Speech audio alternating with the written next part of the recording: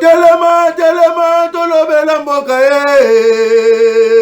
ole tosuwa kobimisa na poasa badepite tovotaki bazosala rien tokelela funa bazosala rien bongo toleka na mwamba bazosala rien tokende lukunga bazosala rien na maboko kuna bibembe bazosala rien atotonga na changu bazosala rien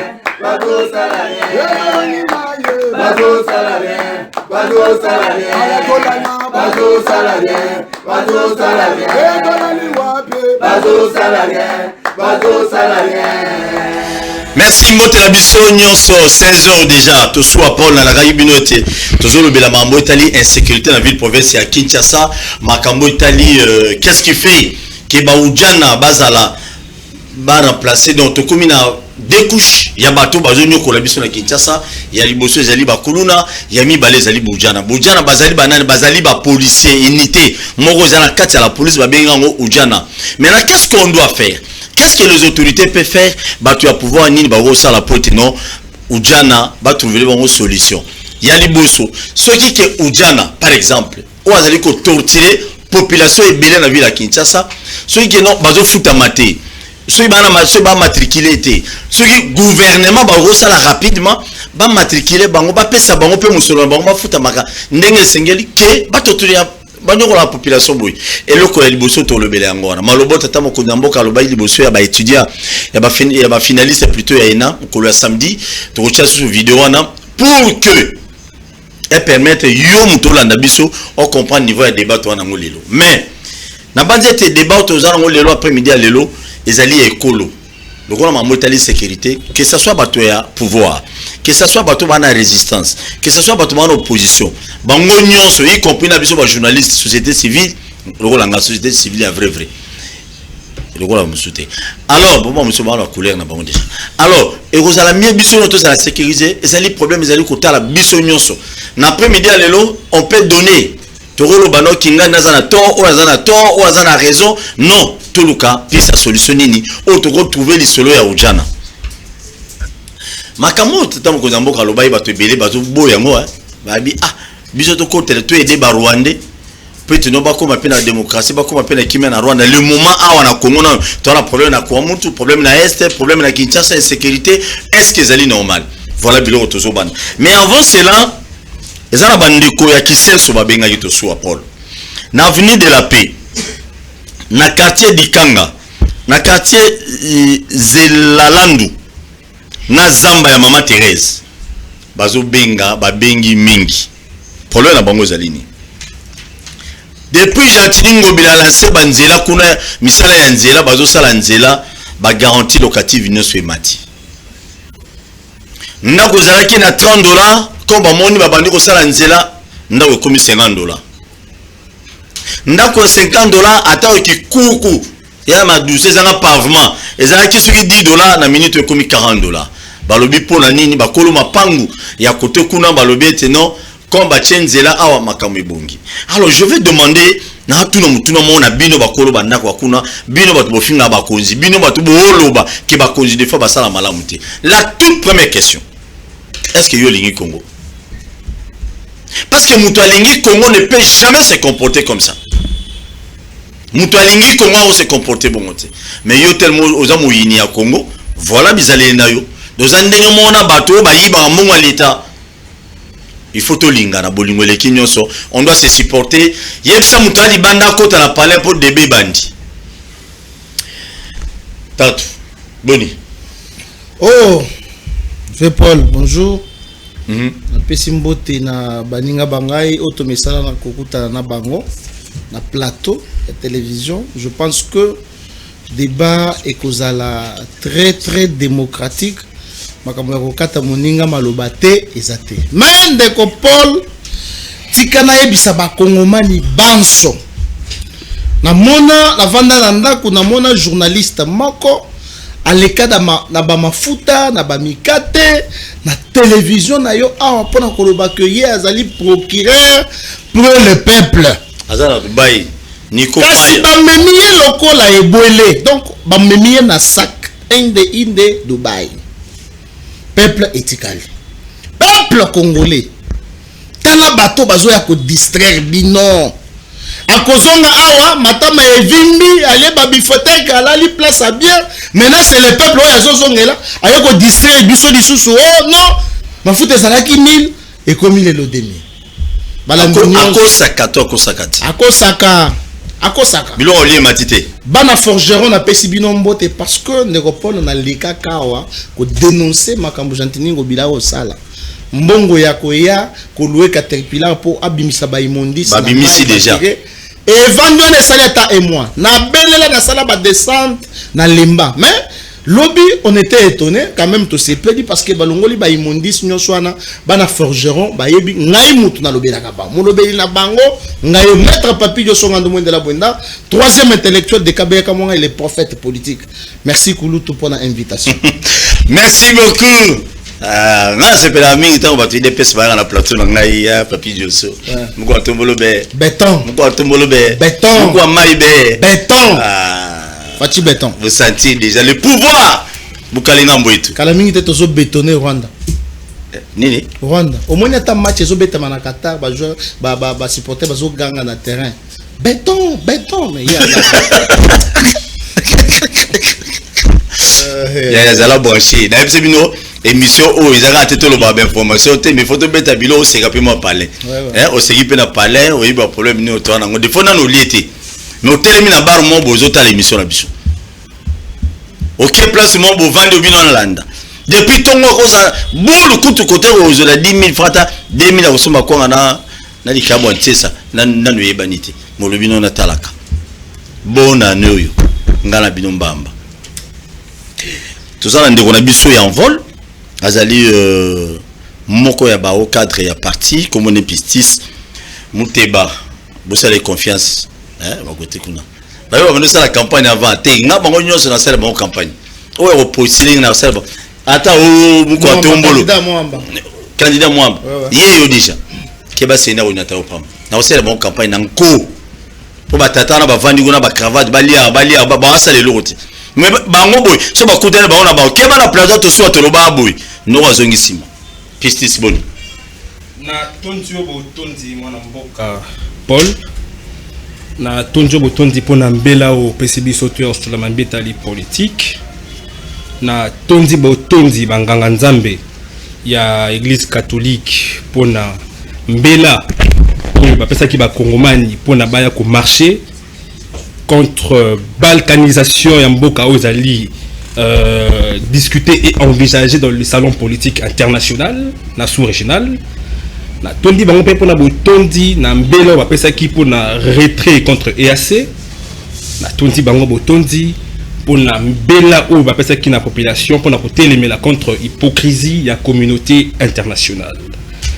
Ndeko mopanzi sango ebi vendredi eleki 120 Congomani 122 Congomani bazalaki abattu na Kashiche territoire moko na kati ya est ya mboka Congo na ko lancer message ya solidarité na bandeko na biso bazali ko roi contre barbarie humaine aux alliés installés à l'est du pays toza elongo na bango tozali ko soutenir bango moralement pe na mabondeli pe biso ba politique tozali ko telema ko conscientiser peuple pour été tous à la elongo pour na ko défendre kita ya mboka Congo na territoire ya mboka Congo jusqu'au sacrifice suprême na tonjo botondi. Merci. Très bien. Ndeko na biso Christian Mayasi. Boni mo est-ce ça va? Ouais, mbote ndeko Paul, mbote na ba co-débatteur na balandi nyonso ya émission bakino balobi. Ouais, ensemble pour la République toza bien, chairman Moïse Katumbi. Otozali ko benga le prochain Azamalamu lobby et Moïse Katumbi le prochain. Oui, le prochain. To benga le prochain. OK, le prochain. Oui. Et bon les prochains c'est simité. Tu le bien le prochain parce que à venir on a congolais mikolonio so bani ko koma obscur pour na biso to monique l'élection sengele yambango pour to leka na makamu susu. Très bien. Voilà, biscuit nanga, non, vas-y. Donc ils allaient juste pour interpeller Bourgmestre Sika ou à Koti na commune à Bandalungwa. Bah c'est déjà remisé les prises. bon nazan na information T mais tout ça qu'on interpellé par rapport il y a ba ouverture il y a ba hôtel ba lunch bar na ba boîte de nuit et longwe na ba venu ba artère principale nengeza ki ba Kimbondo ba venu Kasavubu et ba ndiko kota na ba venu ezalaki ba la mike bongo bana basi ba côté les mawana musique makasi bilamba mikuse na tongo de rokuta ba préservatif ba boaki par-ci par-là ezali malamu te pour l'éducation ya biso. Donc banda les communes où ça la réputé car commune il y a ambiance té il y a kindumba té banda les communes oyo bana esengeli bazwa éducation malamu ndenge biso to soit ka na époque na biso donc to peut ba jeune o baza ko ya sikoyo occasion wana to za ko tuna entre paroisse Saint-Charles Luanga na avenue Ndibaboma ti okoma na école ba benga Saint Mikate ba fungoli ba lunch bar ya musique ya makasi ti na butu ba heure tardive makelele ezali kozala malamu te pona bande ko bale ko vanda pembeni wana donc bourgmestre ayeba kotala quand est-ce qu'il faut autoriser ba ouverture ya biloko wana tala ka pa millenni et sengeli très bien et salam. Merci. C'est important de Christian Lobby parce que il y a Sony au moins na bima na tongo qui des classes à côté préservatif na baba moi la boulot on était là paiement et là ba parents mususu il faut tous avoir réaliste ils ont ba parents mususu net lo baboye bana ba on ma coquille des fois ta au moins le paiement abima na ville comment moi il faut abima abeti mutu tete azuma 10 000 francs rolia so asome le monde le paiement mokoni tant moi nazo bimara boy mamoni et le paiement mona miliki na kati asani tant ya kozwa boy so asa na bilo na atayemo non ce qui est vrai ba beaucoup mais so boye bon msala makaso ba beaucoup mais ça kalabasa qui mabe vous devez réparer pour ba bilo ko nga na boule kaka yo mutola nga na ndako ozo se kamena lo mwa solo mona ke classe boye ba kota selo nga akini amoni ka wa asenga ele wa pe malobi papa pesete mbongo ezate mbongo wenzi mona la mofu sikwa tayu moko ondi ma pe mona na razo ele wa pe maf atayu ça ne va bien très bien mais avec vous beta biloko boni bien kurutu na pesi mbote na bande ko na plateau na pesi félicitations na ndeko na pistis pour la première passage na nzela ya libala na okende merci. Vous devez apprendre comment est-ce que la presse fonctionne à travers le monde. Il ne faut pas venir ici où le ça la populisme c'est ma combat journaliste. Même en France, il y a des médias proches à gauche et à droite. Quand les autorités ou des acteurs se déplacent, bah déplacer un approche à gauche et à droite. Donc Nico Faye n'a rien violé le principe. Nico tant on gars au ça Nico Faye n'a tindari bino na Kasai, bah ça m'a sangoté comme à 40 000. C'est Nico Faye qui fixe les prix. Bon. Quand on bambino de mati awa, ça va briller comme une français Nico Faye. Et puis quand on critique Nico Faye gère quoi la République? Il gère quoi? C'est parce qu'il y a un babilo. Non, lui, il y a un babilo. Derrière ça la communication T. Babino une communication sociale. Attends là que ça peuple presque routine presque commis. Il faut apprendre. Il faut pas on aura là on pose à ton plaisir tu viens critiquer. Ça c'est la communication sociale. Merci beaucoup. Mais on a mis balai. Kouloutou, on dit pas que c'est l'absence de l'État. Ça c'est que son bon amour comme tu as remonté la moukamati le rondé à lingi. Faut pas garantir un même la qui sait ce qu'on a partout. La loi parle de 3 mois, il y a garantie à ndako et habitation, 6 mois pour la maison commerciale. Alors si on t'a remonté matin, c'est que nous devons comprendre que l'État a accaté. Il suffit de la rendre au tambour, la rendre battu tout que le mané au tambour, tu comprends que le pays n'est pas dirigé. Il y a le Bikawana. Depuis 2015, le prix a transformé en fiction. Si on bimina où il est à magasin na tongo 1000 francs. Provisoire transport. Na tongo so na tongo 1000 francs. Et so bokeno comme 1500, na pas comme 2000. Nous sommes dans une jungle, le pays n'est pas dirigé, la ville n'en parle même pas. Ministre il y a transport à province, il y a ville à Kinshasa. À part que je vois 500 fois par Wewa. Chaque jour. Mais c'est le calcul. Nous avons plus de 1 600 000 motos dans la ville à Kinshasa à taxi. 500 fois 10 ça fait combien? 5 000. Fois 100 ça fait combien? 50 000. Fois 10 000, fois, c'est le soka qui donne des millions de dollars de compte à chaque jour et qui n'a qu'à wapi na ville à Kinshasa. Tant que le ministre provincial de transport. Tant que on a taxi, 1000 francs de taxi bis chaque jour. Nous avons combien de taxis bis. Alors, dans tout ça, lorsque le peuple décide de faire ce qu'il veut, cela veut dire que l'État n'existe pas. Maintenant, que nous sommes en Congolais, va s'enrôler. S'enrôler. S'enrôler. c'est accepté, parce que Félix maintenant est dans un mécanisme, monsieur. Il veut maintenant changer la méthodologie. On va infiltrer le Congolais accepté officiellement dans une identité congolaise. Alors, Congolais, nous devons boycotter l'enrôlement à Kadima. Kadima doit rentrer dans la prérogative constitutionnelle repris dans l'article 211 de la Constitution. Personne lui a demandé d'identifier. Son rôle, c'est d'enrôler et de constituer le fichier électoral. Le fichier à population, c'est le travail de l'ONIP. Donc, il y a des problèmes, il y a un jeu qui veut se faire jouer et nous allons barrer la route. Kadima doit rentrer dans la prérogative en termes article 211, pardon, article 211 de la Constitution. Il est institué une commission électorale nationale dotée de la personnalité juridique. Alinéa D. La CENI est chargée de l'organisation du processus électoral, notamment de l'enrôlement des électeurs, de la tenue du fichier électoral, des opérations de vote, de dépouillement et de tout référendum. Elle assure la régularité du processus électoral et référendaire. Une loi organique fixe l'organisation et fonctionnement de la CENI. Où est-ce que la Constitution a parlé de l'identification? Où je veux que Batoignon Sacré n'a qu'à dire l'article 211 est là. Quand Kadima dit il va identifier et enrôler. Très bien. Qui lui a donné ces droits-là? Merci. Alors les Congolais n'ont pas droit à l'enrôlement. Il faut que Kadima explique qui lui a donné ces droits et puis pourquoi. Merci. Merci beaucoup. Biscuit des amis là. On a 3 paquets de biscuits de bêtises. Marie-Louise Diosso, je te salue. C'est une dame parmi les dames. Oh le loba tchaka, mi bali na bango à l'aise. Ceux qui m'ont bali na yaza avec infidélité, Marie-Louise Diosso, c'est grâce à elle. Nenga teta mo bali na ye. Moi lelo nazo loba na TV, yo so teta mo bali onde. Yo muto la nanga ndako, yo mamu la nanga ndako. Oh papa, so ka wuti musalamba. Papa, moi si mo bi tendresse zaraté.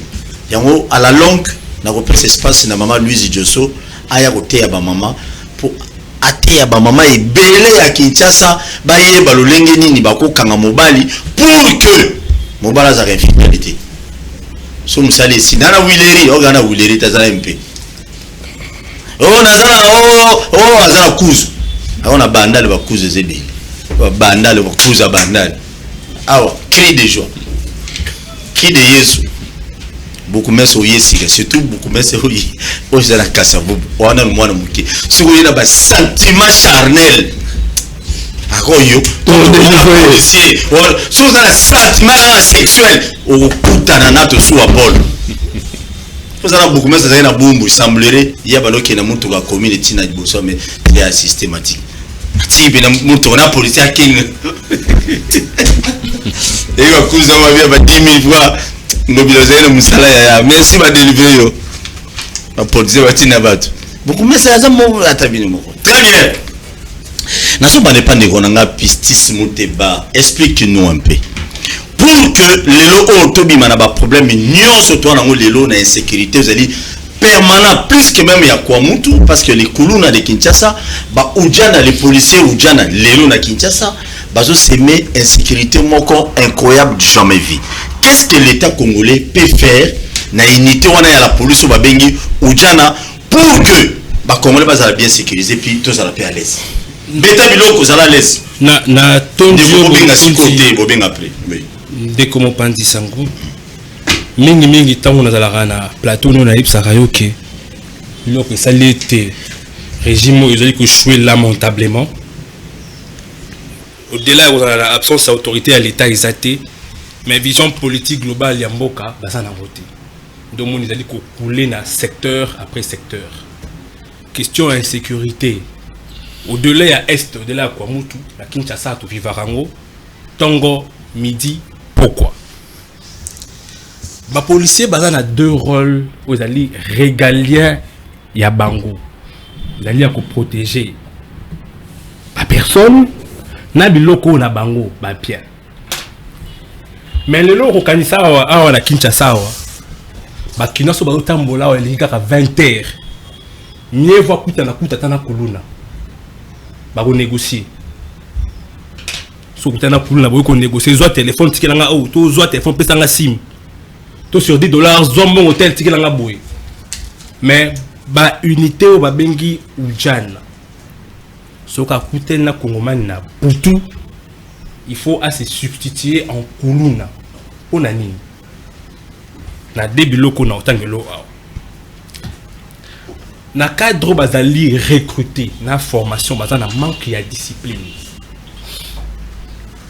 parce que discipline est un élément fondamental na bato ba sokoto toba soldat toba policier discipline na respect ya mibeko na moto ya zo ko protéger na lobia wa tete bandeli que policier musana ezali ko protéger batu na biloko na bango mais tango congomani kino a na policier en particulier un ujana a préféré donc tatana kuluna pour la kuluna ba ko négocier mais ujana soka kutana yo a zanyon sa kinango a ocha en insécurité on a déjà victime nango plusieurs fois donc attends moi si so ba kutana moi plusieurs fois ba besoin nga chombo epai ya ba policier o ba bengi ba ujana ba kenango okulanda wapi ilongi un peu kangité pour aussi ba mbata la longi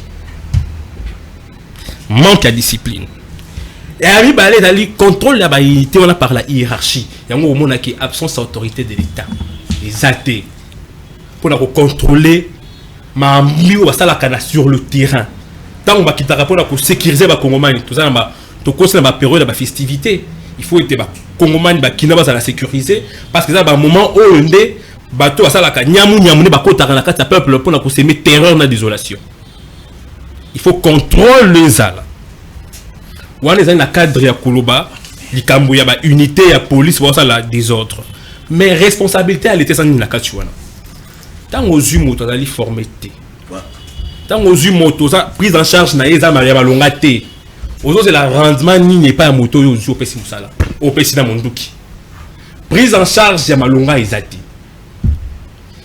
tout ça la période de festivité bana ne ba fêter ndengeni ndako buta ibine ba futi lati akolbate ngana ko lati sokoto na komi futi la epa ya ba kinois na komi futi la epa ya ba congolais so na kuta na dioso na boto le chapeau ala tiwana muniere na ke oteka alors on lui combattant moi IDPS ta oteka la maman loko la tongo parce que la prise en charge na bango ezali ko zwa mamalamu te po ete ni to betelaka tango mokolo ni surtout ete tango mo solo ya l'état ezako kabolama entre ba politique bango moko ba secteur où a prise en charge ya ba fonctionnaire de l'état ya ba magistrat ya ba soldat ya ba policier et kozwa mana cadre ya responsabilité ti prise en charge ezate et bango ba koyi na ba antivaleur ya au lieu à protéger des personnes au lieu à protéger les personnes et leurs biens bon on va faire l'inverse on va les personnes et leurs biens en danger.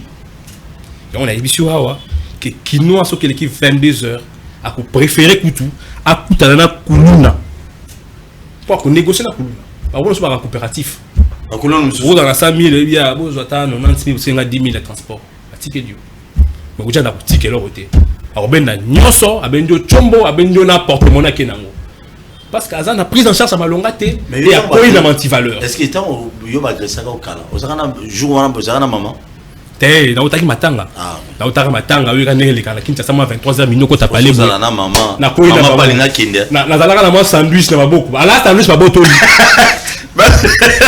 bazona sandwich ba kenda na ngo donc moi que pour ça na mia ala na nzala ala ta moloko wana bakabola mbila parce que prise en charge de ça té on peut bien beaucoup le critiquer bango par rapport à ba acte bazo posé aux ali il faut dans la réprimander par le texte légaux mais ils a pepo été gouvernement ils ont bango en prise en charge na bango réglementaire T pour ceux qui parlaient qu'au futama na solo bien ou permettre bango bazala calme qui bien na mabota na bango pe il a mis la discipline na ndenge ya ba soda molongo la banti était et puis ba soda biso mingi photo tenir photo lo ba pe ba bota mingi soda ko wana non tout ça a le même ordre d'idée ba soda ibeli ba policier na biso ibeli ba bota trop mais soda razo bota trop à un moment que non des fois il aura ça les athées na beta biloko na nzela aya mona botelo chombo po que non moi na botela na kaluka atinde loko moi na tine boya charge ce qui l'état zo foutailler des fois au ça la montée c'est dans ce sens là on a vu que la 4 prises en charge l'état a zo faillir nde po ko na ka esi ba kuluna bazo uta sika wada pour lorsque prise en charge familiale les amala te ba ko bima libanda ba antivaleur ba valeur ko zalate ba ko se verser ba antivaleur mboka eza ko beba se na molongo wana nango omona te bato bazui pouvoir au lieu baloba les peuples basalela le peuple d'abord au baloba butu pemoi et comité ba au Belgique ndé les poches d'abord. Très bien.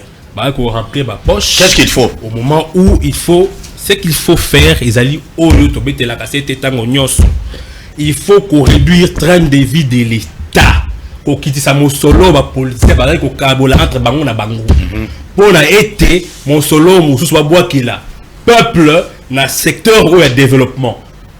Agriculture, santé, éducation, même pour inclure aspect social, il y a des magistrats, des fonctionnaires, il y a des soldats, des policiers, pour être bango pe badal ba Congomani, pour bango pe badal na tina ba profiter pe na ba ressources ya mboka parce que bazo ça là sous le drapeau congolais. Merci beaucoup. D'ailleurs le matin émission tout ça qui n'a ton maman Chantal, boka qui ba réaction mingi ote qui kimbanseke pourquoi c'est tout justement parce que kuna to yoki mutomo abengi abi dernièrement baboma qui policier mon kuna onga na condamné qui na trop que c'est pas normal. Baboma qui policier mo ojana kuna pona nini parce que population babi balembi ya balembi ata bunaga na kuteza bongote. Babomanga na bino eza malamu mingi te moi c'est un frère na Christ nga sambila na te ali lobanzambe na rolinga te baboma mutu mais bizali na bango nde moti da population ya basala bongo na pesa bino exemple mususu na to lobby na sali 2h du matin ko longa stade municipal ya Masina ti pona koma na saut de mouton mais ba ujana bazaki suki 40 to 30 batondi ebele na batata na barolage belemba teni elemba bongo wana ujana aboto mutu loko eske ya lobo. Merci Christian. Oui, piste de solution pour que non insécurité oyo ba policier ba bengi unité ou jana les loyo pour insécurité on est si là qu'est-ce que l'État congolais peut faire parce qu'apparemment population ba baniko se prendre en charge eux-mêmes ba baniko se prendre en charge bango moko dit à quoi parce que l'État des fois ba bien attention ba kangi ba ke ba fundi basala bojana on est loté bojana bazar ba intouchable bojana bazar boy qu'est-ce qu'il faut qu'est-ce que l'État peut faire maintenant pour que non ojana oyo ojana ba déranger biso ba médiam boy pour que non bazo wananzela beta biloko bon ngana ça muta Moïse Katumbi je rappelle oui ngana koloba que problème ya ba ojana kanga motema papa et sengeli tozonga nonu na mode ya recrutement na police na biso ba recruter kana ba mboka mususu na ba pays eza très bien organisé tant ba sala ka ba recrutement ya ba bato ba agent de sécurité baza toza baza na ba psychologue baza na bato oyo ba kotala soki mutu na ezo sala normalement et puis ba kolanda même origine familiale na parce que oyo mutu a vivre na jeunesse na to pe na bomwana na et ça va un impact na maya bo sala so akomi mukolo mingi bande ko na biso ba ujana baza mingi caractérisé atana kokuta na bango boina bolimbisanga moi impolitesse moko boeza donc ça dire lokola la tenue à police atana langage moko oyo ezo débordé sans gêne akoloba oyo eloko alingi akosala oyo nyonso alingi et puis ebele parmi bango ba utaka tango mususu na ba azwi na éducation ya malamu te na ndaku esali ke akomi na tenue ba PCP munduki parfois ako utiliser ngo ndenge longo banité donc pour na biso esengeli ba revoir ba critères ya recrutement na kati ya police na biso c'est très important toi ba que pour comme policier na Congo il faut quand même un critère toi ba que pour comme quand même policier faut ça la boy toi et que malamingi ba tenir compte na ba niveau d'études mais quand même il faut moralité moko ezala ya malamu et pas ba ndeko na biso au tchana na commune ya Makala par exemple ezana ba quartier mususu ekomi 18 molili ekoti ba ujana bango moko batie barrière c'est-à-dire batie singa bakangi boye pour les kawana faut pesa 500 francs et comme on dirait mabonza batie vraiment cantine batie wana soki 19h et beti molili ekoti okopesa 500 francs soko boye no baluka côté mususu donc ce qui est un peu grave c'est que sanction à niveau ya ba autorité ezate okuloka ke bande ko bazali ko botola batu na bamboka mususu policier azali mutu oyo soki population amonie azwi kimia mais lelo soko tambola na butu yo civil okutani na 5 policiers na 1h du matin en tout cas ozala mutu ya kobanga police eza institution esengeli pesa mutu confiance mais pas na biso policier soka moni azo pesa one méfiance soko kutena policier na minuit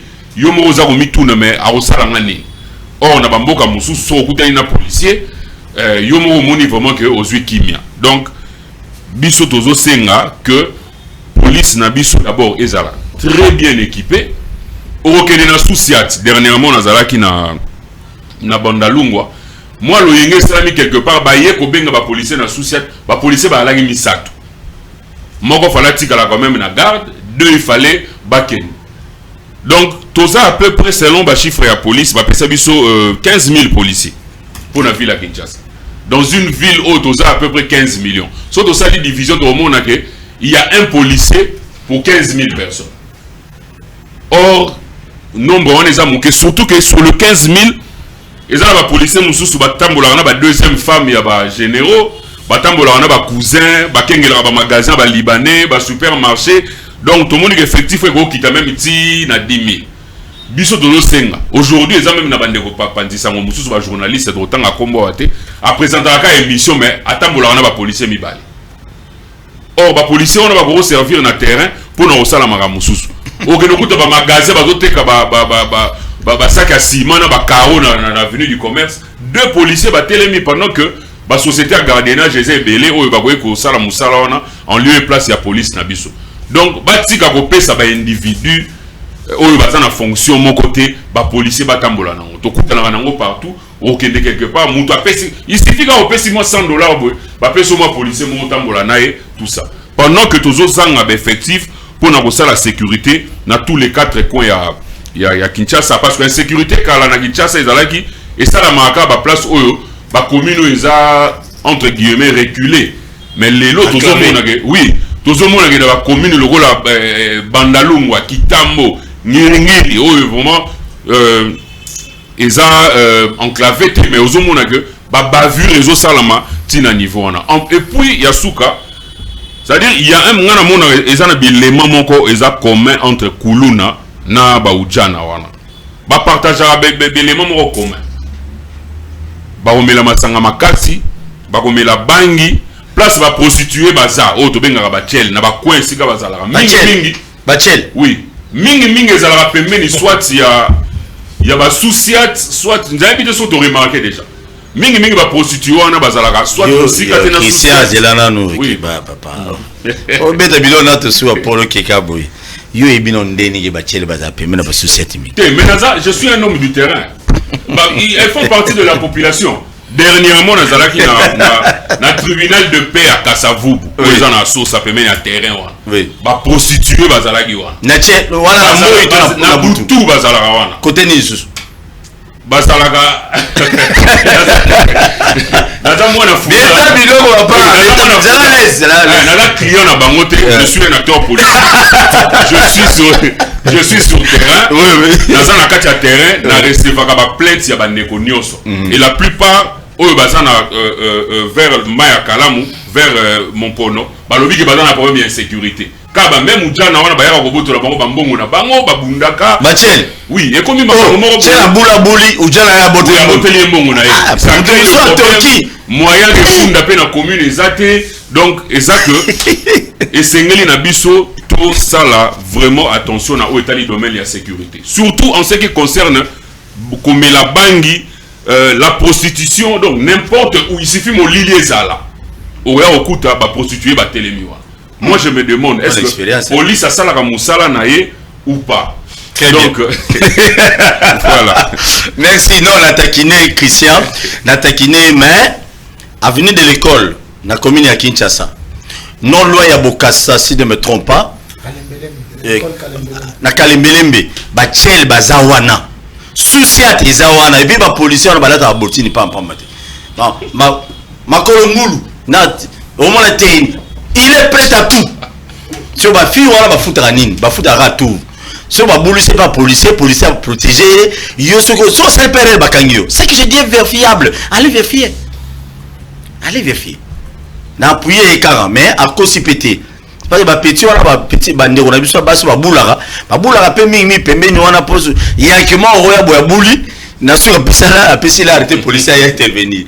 Et puis Nasuka a libéré. Je sais.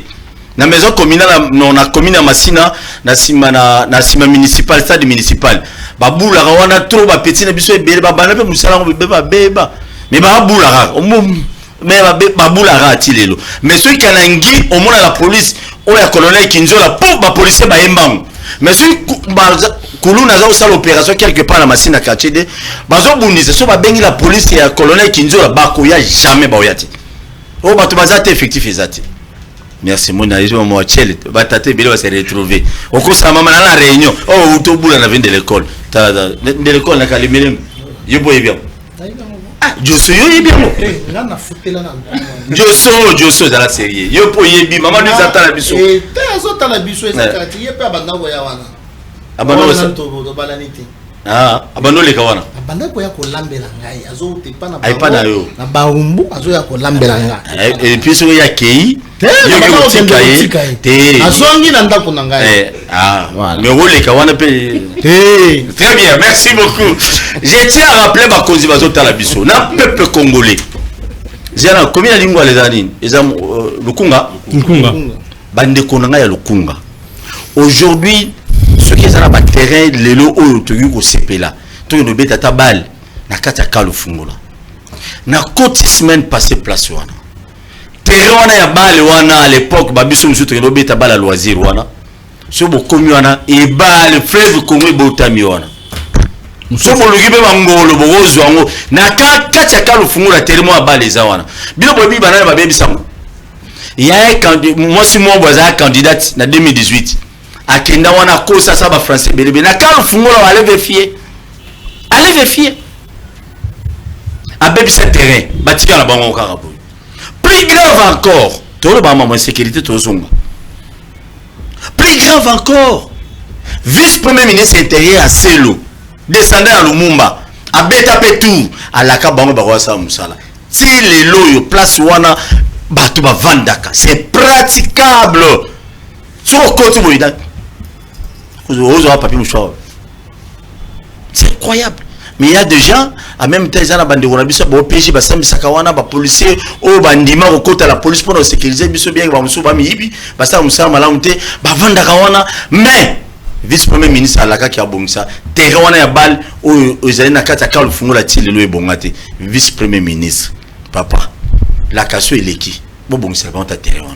Bon puis cette image assez kana kata kanko na kan le fungola asa na pesa bino biscuit bino be ba police vous appelez propre kan le fungola na sui salité za be bino po bino bato bolala kuna asa ba kozi balala kuna kibudi ga bu ata bino ta ba police o bunga et puis na tuna Mohamed Vanara très bien mais vous bino ba pesa biscuit so na pesa ba bula fufu beta biloko ya ujana piste de solution. Na opesa na bindo na ngata ngalo bema mama komanga mambalo ba. Ngalo bema mama kelele na bandal eza faute ya Chantiling Ngobila. Est-ce que yebi? Ah, yo pro baby. Non, sous Kimbuta avec Kimbuta kende il y a une loi qui réglemente la dénuisance sonore na Kinshasa. C'est que la Ngobila soit arrêté pour l'appliquer. Ça fait 4 ans. Ça demande pas l'argent, ça demande pas de moyens, ça demande pas quoi. Et le Kuzu.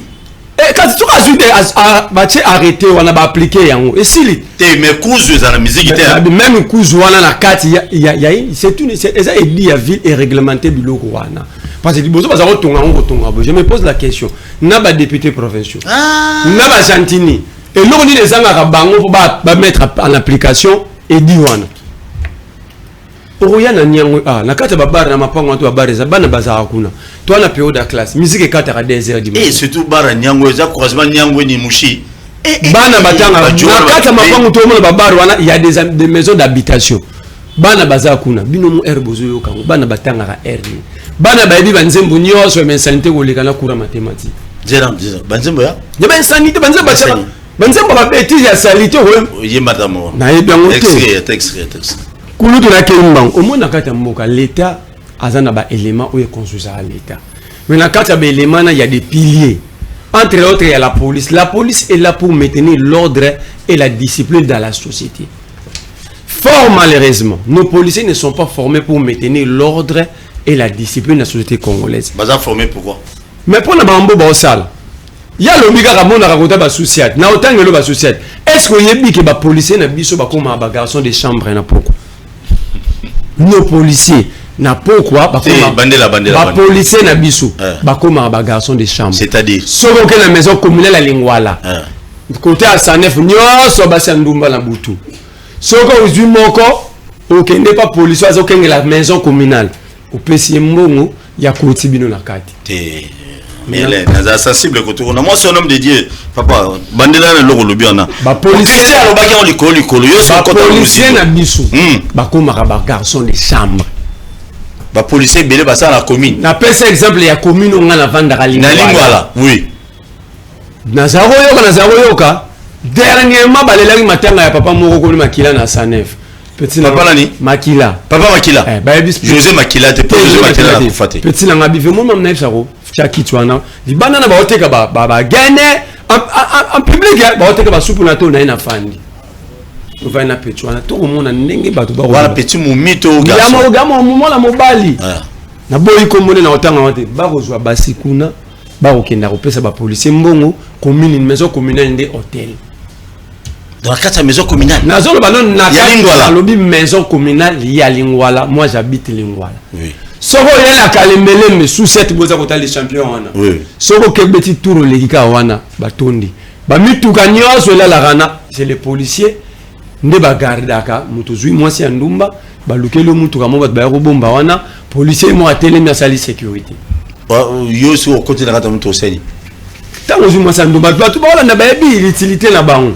Bato bakindaka kuna pe bayebi ça dit c'est trop grave Christian na besoin yoka problème à sérieux à weza d'abord avant tout que na condition de vie et un mode de recrutement comment est-ce que nga mambo aselo na ngolo ba mambo aselo mingte parce que na na battre la santé mentale na ngai c'est-à-dire ça dit que soka selo oloba pour répondre j'ai envie d'être devant l'entrée principale à scène PPB à Téléma parce que je comprends rien dans tout ce qu'il dit. Est-ce que vous avez Congo a une ordonnance portant prérogative et limite du pouvoir de chaque ministre? C'est le ministre de l'Intérieur qui définit la politique nationale de sécurité. Est-ce que Narotal a assez loin? Il a une politique à sécurité. Il a une politique.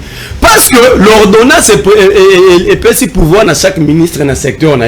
A définir politique, a conduire politique nationale il y a secteur mais assez le bâtiment qui est dans quoi muto a commater mais noir akaya comité a commission mboko l'église à maman là ni soit le bibo mais noir ba délivrer mboko tu vas tindé azo commater mais donc c'est là merle c'est là papa ozo lo ba bien mais OK mbangu mais obi ozamaele bandele loko wana obi sibsonine assez lo abatindi bango na kwa mutu yé mission officielle yé Fabrice Albert Puela na papa Mutinga bazalaka na ministre moaza originaire à Maindombe bakenda bakomate mutu a révéla biswango cardinal ambonga ebotu na bango bazalaki loger wapi bazalota mlela mitukani na banzelani na katia na kwa mutu na Maindombe alors bazwaki ba frais d'émission pour l'état pour bakende Baya va concernant le président de la République cette question de quoi tout rapport na bango la débattre dans conseil des ministres pendant que bako mati.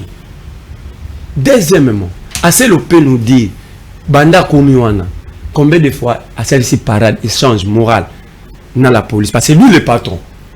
Combien de fois il a échangé avec le policier? Combien de fois a doté la police? Combien de fois a l'éli augmentation ou changement de conditions de vie à la police? Autour de la membre terrain, ce moment quand militaire ou quand la police est dans la terrain, la police va savoir la physique. En fait, ce sont des fainéants. Voilà le police quand le fungola. Tiens, un exemple, c'est quand la police. La police, ce moment quand militaire est dans la terrain à sport. L'unique mukili dans le monde entier terrain militaire toi la police dans la piste à sport. Ce que va faire la parade wapi, va faire la exercice physique. Mais va marier. Non, exercice physique na compte sa musala. Ah. Basale la rango wa. 3. Yo lobika ngamoko le na zwa na komi na mola na inga. Ba unjana ba kelemi na bango, ba okanga na moto soit disant que ba FC bango place on a mis tout que même masu ba tena ba moto. Ba kangi moto ngazanga tuni police, est-ce qu'il y a un document autorisé mino bolo ba ke aba ba tele mal. De nzela onde ba tonga on l'accent arena parking. Qui ça moutou atindio à l'action d'abord arrêt na parking. Parce que arrêter c'est aussi orienté. Tant qu'on gagne moutou atel mato c'est mbasi ma telemaga place tel. Est-ce que ça? Très bien.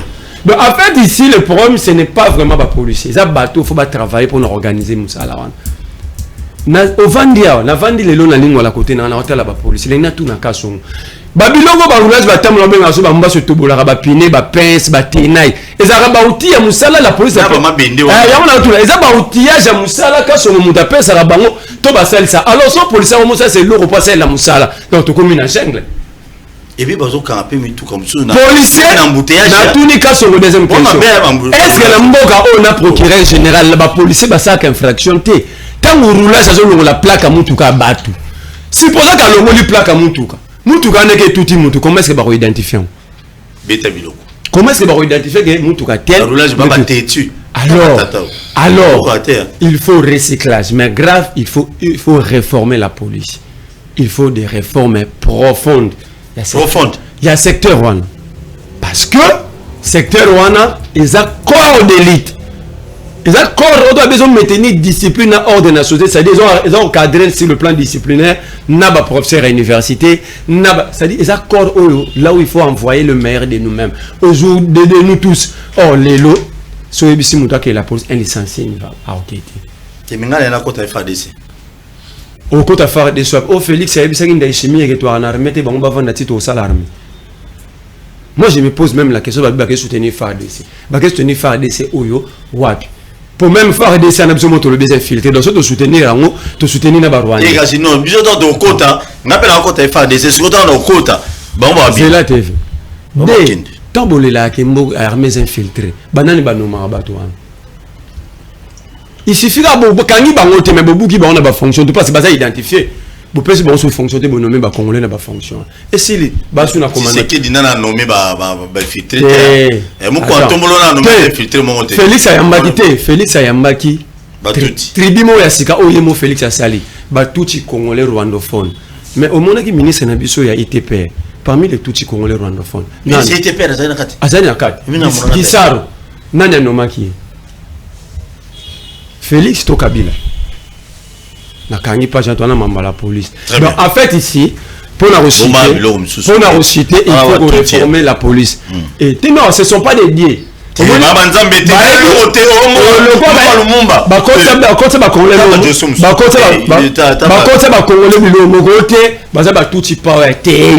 n'existe pas de tout power. C'est pas profiter.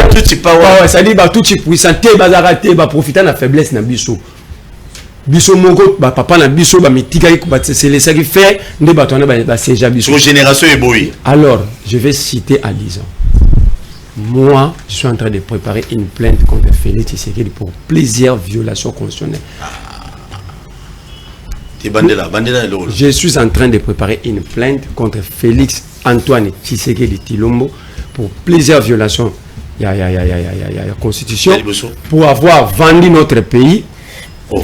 Déjà. Je peux les démontrer, les textes, ils allaient démontrer que Félix a cédé notre pays. Je vous dis, ça c'est destiné à la consommation locale. Il ne faut pas suivre ces discours-là. Félix s'est engagé. Dans le pays, merci. Alors, moi, la Constitution me donne le droit d'aller saisir les instances judiciaires.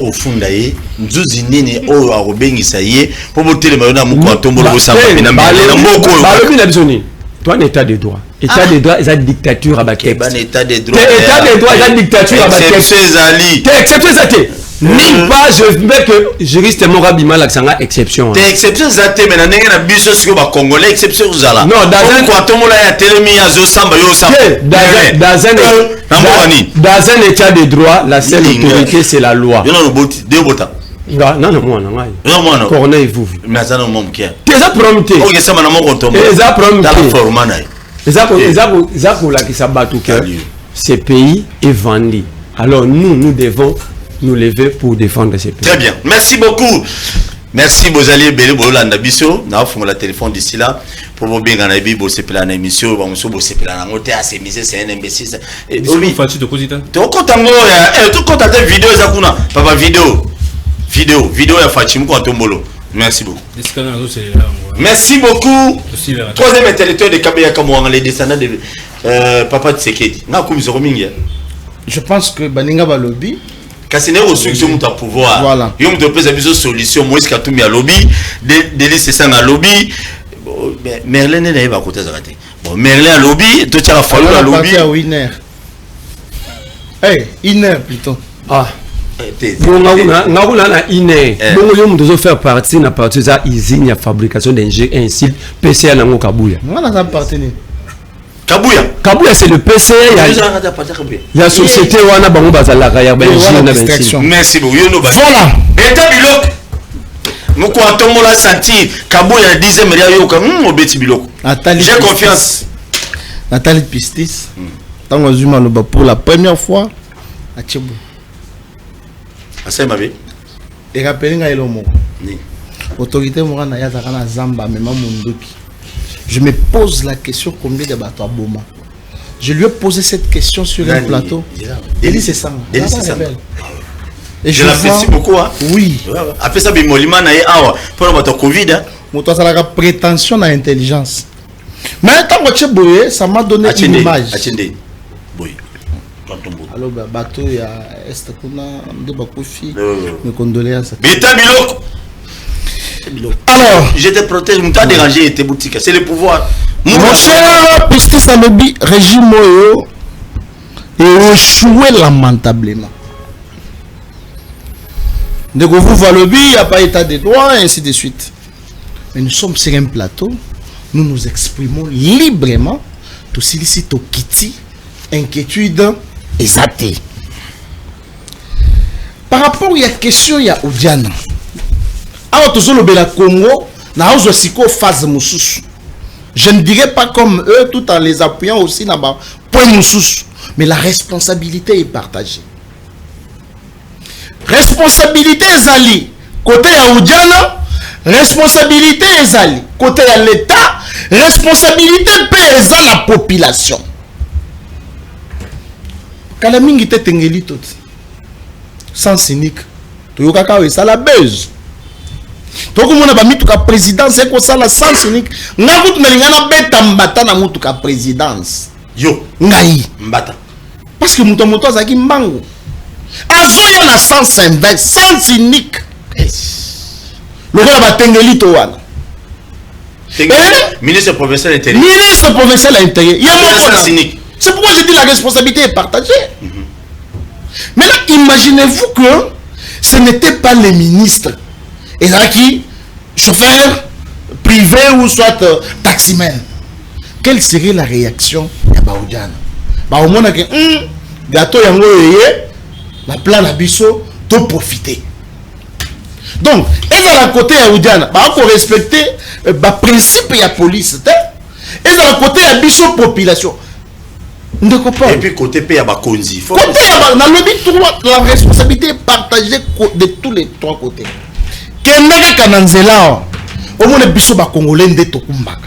Est-ce que nous respectons les codes? Il y a route. Et à la chauffeur à présidence. Et à la chauffeur à premier ministre. Et à la chauffeur à Kassongo. Na Kassongo ye moko. Même Jantiningo Bilazo ça la sans cynique. Je vous dis. Godé Poina du sans cynique lelo. Ngai nazo. Godé Poina du sans cynique. Voilà. Les assemblées provinciales. Nazo kende. Wa ne donc ça. On va ça mon avis. Général Amisi. Kambo nazo loba. Ayebi. Ngai na telemeli général Amisi. Nazo kende na RTVH.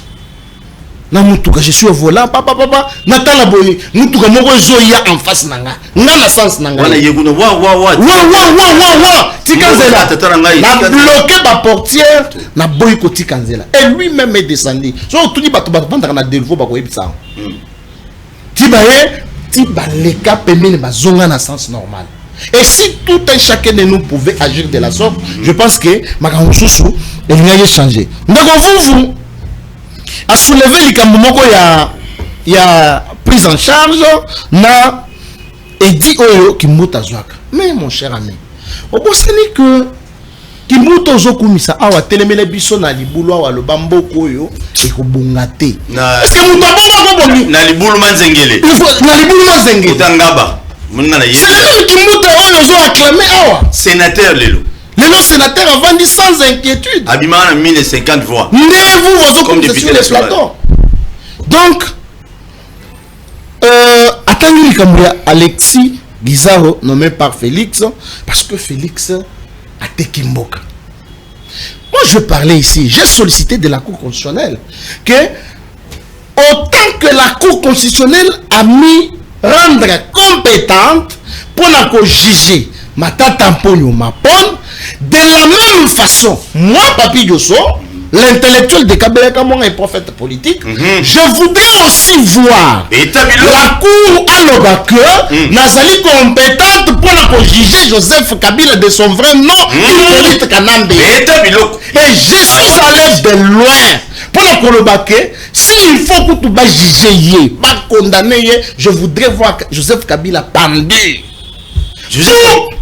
Pour tous les mal qu'il a eu à commettre en Amboko. Et aujourd'hui, quand il est sur ce plateau, il dit, je vais initier une plainte contre Félix Tshisekedi pour la violation constitutionnelle. Oui, mais la constitution d'Abisso, à l'époque, il y a 18 ans, moi, Koufa. Parce que façon de violer la constitution d'Abisso, tellement violé en 2016. Non, Monica Pomba Moko Boye, Abimina Komba PPRD, Abibino Vandawana, élection aux alaté. Na ocha vaseline pour na glisser. Yes! Mais il a 2016 out. Vaseline. Na lobi Pomba Moko Boye, Abimi PPRD, Abimi ça vaseline. Mais à glisser, est-ce que vous voyez le Marambote? Vous.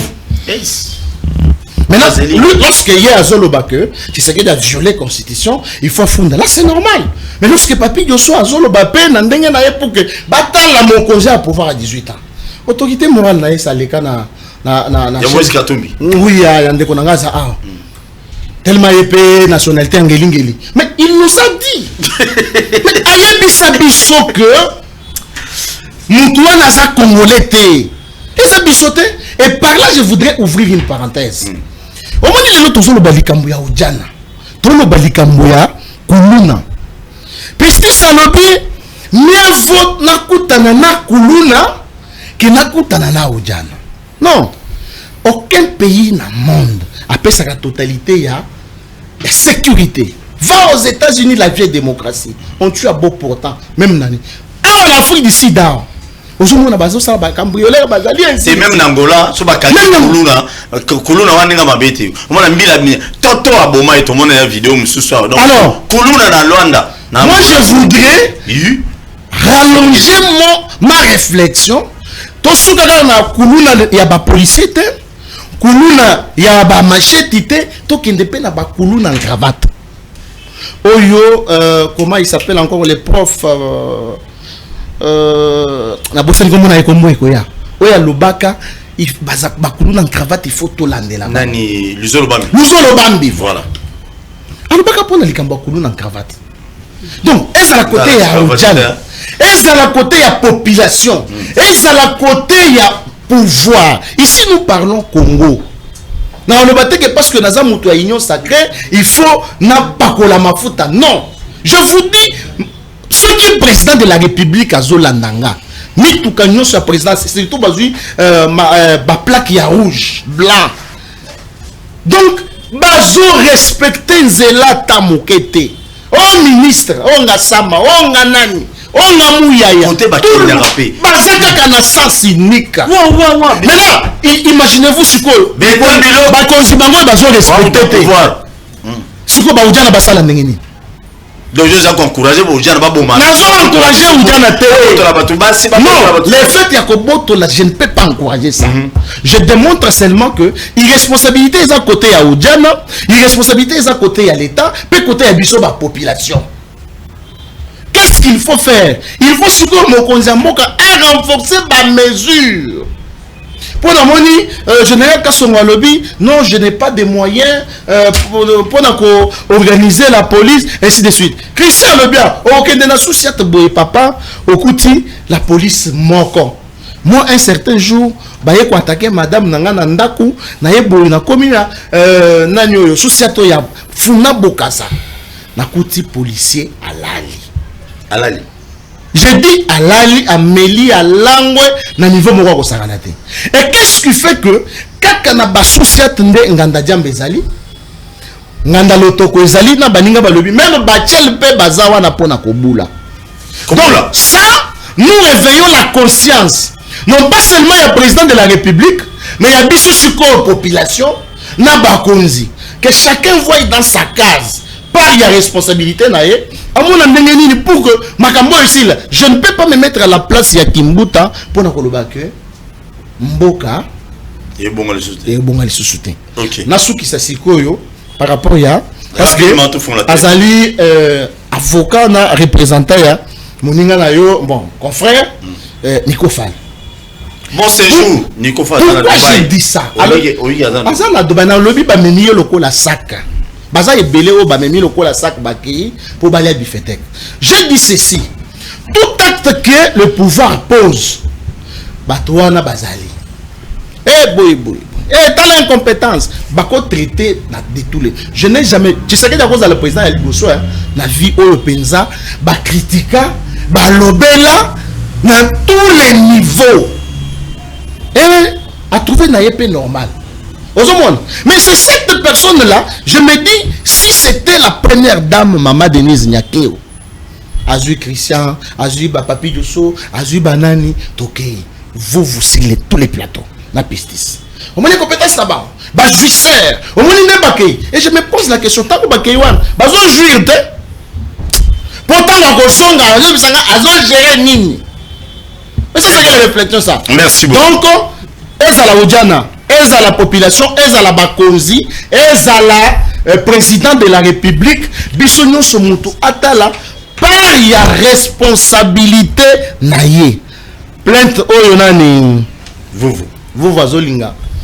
Alors bawan, à Boston il y a une loi portant les statuts des anciens présidents. Non, c'est déjà s'il vous plaît. Non. Yo zo kende ko funda yesikoyo. Parce qu'il y a le lobby, c'est à ce moment-là qu'il y a le lobby que c'est pourquoi moi-même j'ai sollicité. La Cour constitutionnelle s'est dit compétente pour poursuivre. Si vous avez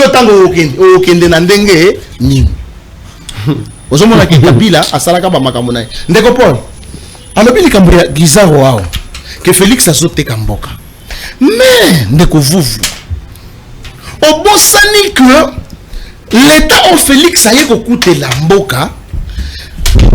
Parce que vous soutenir FCC. FCC moutoise. Bangote. Ah mais les you soutenir la FCC na ba. Bongo yo ba baté. Ah. Et regardez prof Kalé la yebisi biso. Nazo chité wana. Atanga accord il y a 2012, le 12 mai 2012. Oyo Congo bayokani ke ba service ya renseignement ya Rwanda ekota na Congo awa. Biso tozo lala bango bazo circuler na bakare nini. Mais tout le monde a tenu par baloba que service de renseignement ya Congo ekota Rwanda. Baye ko sala lisusu na même accord bandimiko basala nini la armée na bango et ya ezo ba poste. C'est dans ce contexte là que Gizaro va bénéficier parce que Roubert Moutouazala qui wana zo représenter ba tout ainsi de suite il est mais pour que congolais et loko wana aza congolais pour que loko wana est là n'est-ce pas? On a goûté le bas congolais te ao. Merci. La gouvernement Katumbi na tangi Joseph Kabila na tangi Martin Fayoul. OK. Très bien, merci beaucoup. Na pese bino malo vous calme.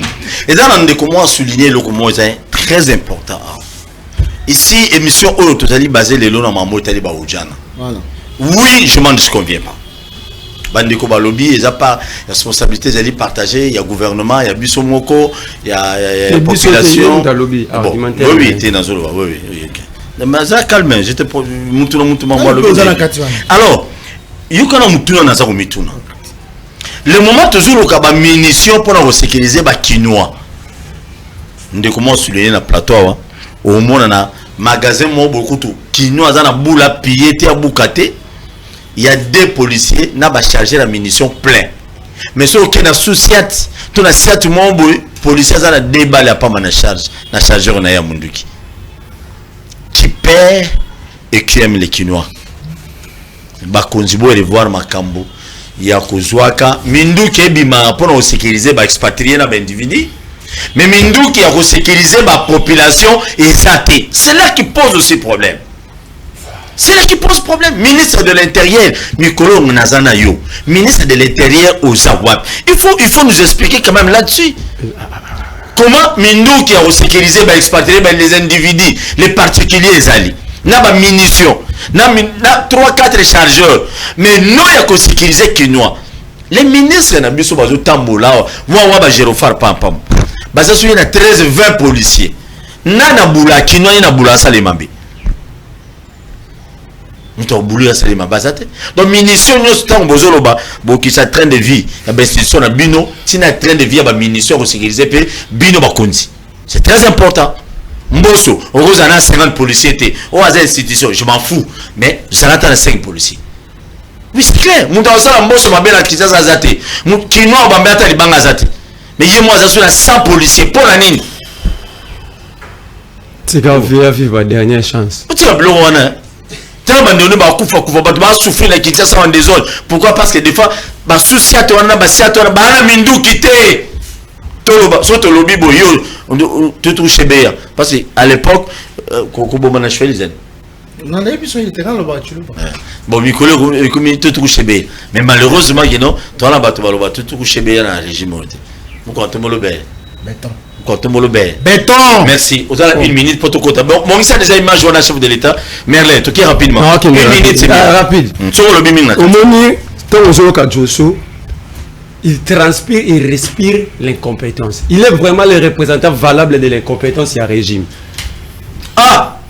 Trop de trous d'air na raisonnement na yo. Trous d'air. Au lobby, il faut pas qu'on a Kabila, mais au lobby, il y a une loi pourtant. Statut pourtant de l'ancien chef de l'État. Kabila n'est-il... Attends, n'allez tranquille. Kabila n'est-il pas ancien chef de l'État?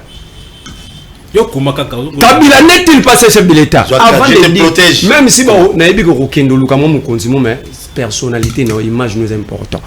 Aujourd'hui, c'est ça, Azaki na rébellion. Mais les chefs, c'est ça, na rébellion. Azana bino na nyosa que Jean-Pierre Bem. Bandele le kona, pardon. Si vous, Zonga Muke, Zonga. Chef ya c'est ça. O Azaki numéro 1 à rébellion. Azana ba on a nyosa sacré. Si tu veux que c'est ça, alors pourquoi c'est une rébellion? Yesa Félix a tout na Jean-Pierre Bem ba na rébellion pour un. Na kata rapport mapping, il y a pas le nom de c'est ça, mais il y a le nom de Jean-Pierre Bem. Yes, obete biloko. C'est ça que ça a une non, attends. Nazo le ballon dit rébellion. Mais c'est tu vas souffrir ici. Alors, l'invité sur le salaire droit, na kanyamaka, c'est pas général quand son kaboukou, tout un droit na ba université.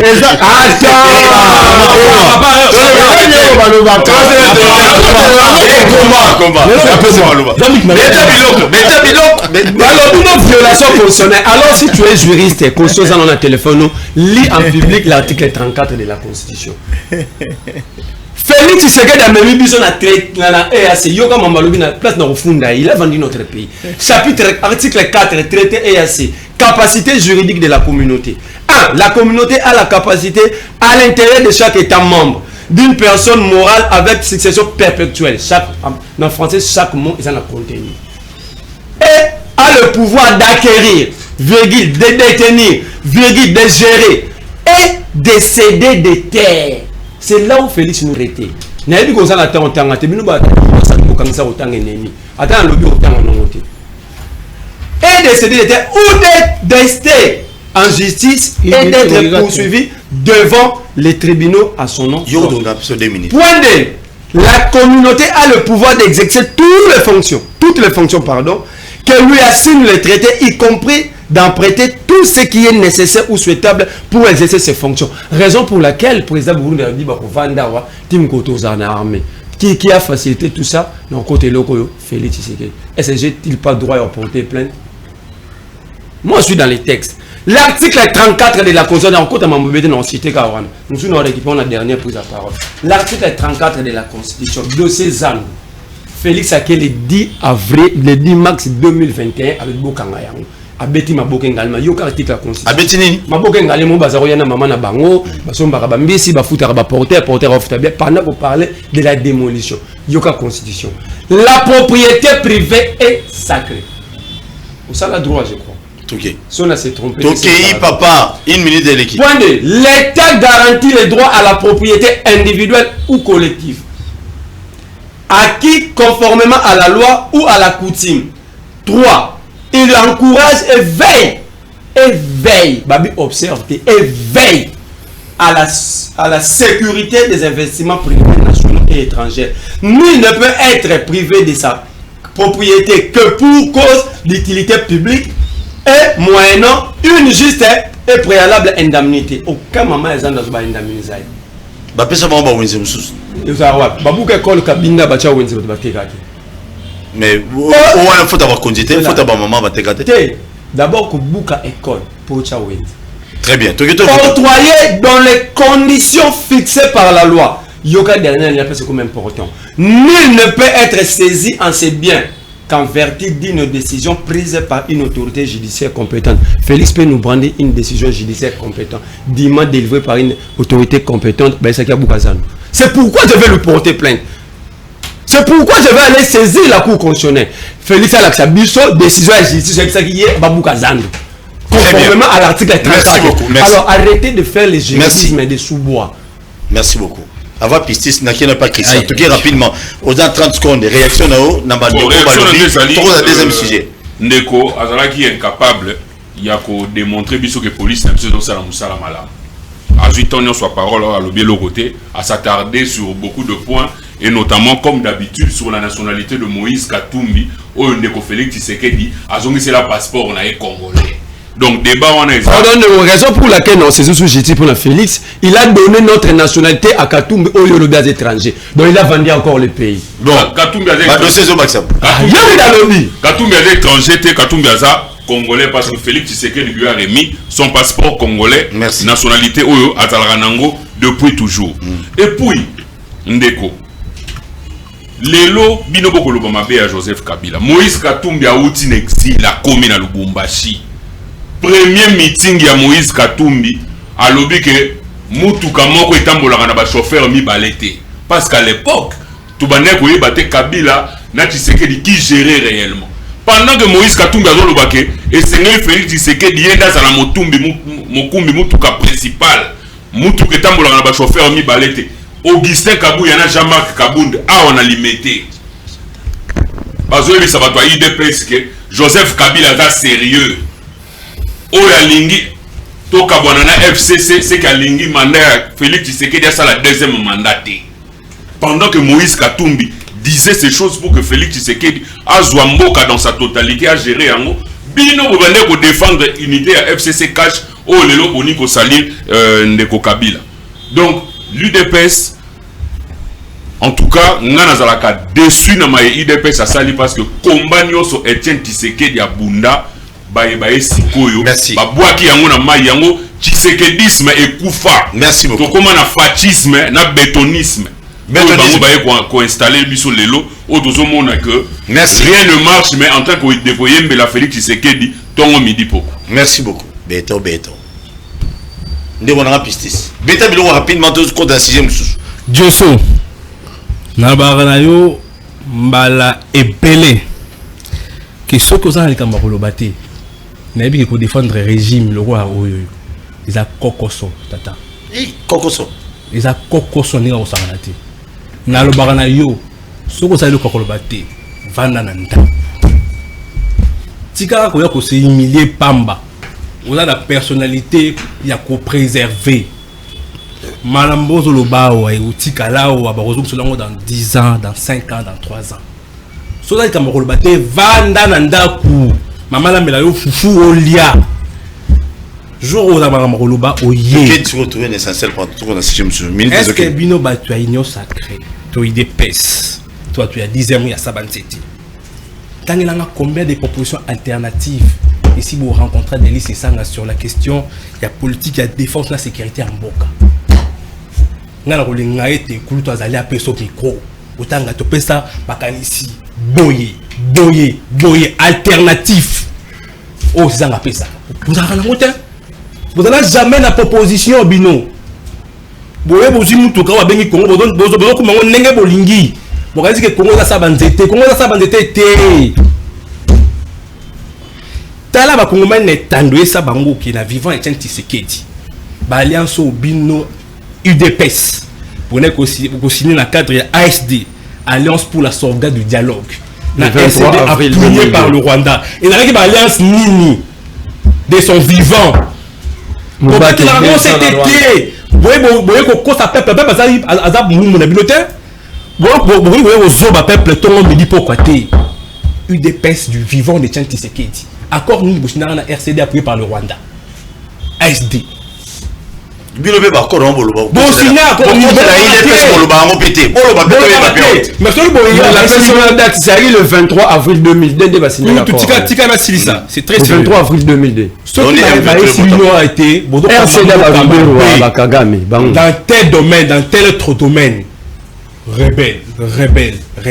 Mais bien sûr que ba Kongomani ba ça discours wana. Yo za la pouvoir. Il y a ba Kongomani qui le secteur songolo. On a proposé ma proposition boni on proposer et puis on s'allait liango concrétiser à mandé si libre proposer ouais hein mais moi chef de l'État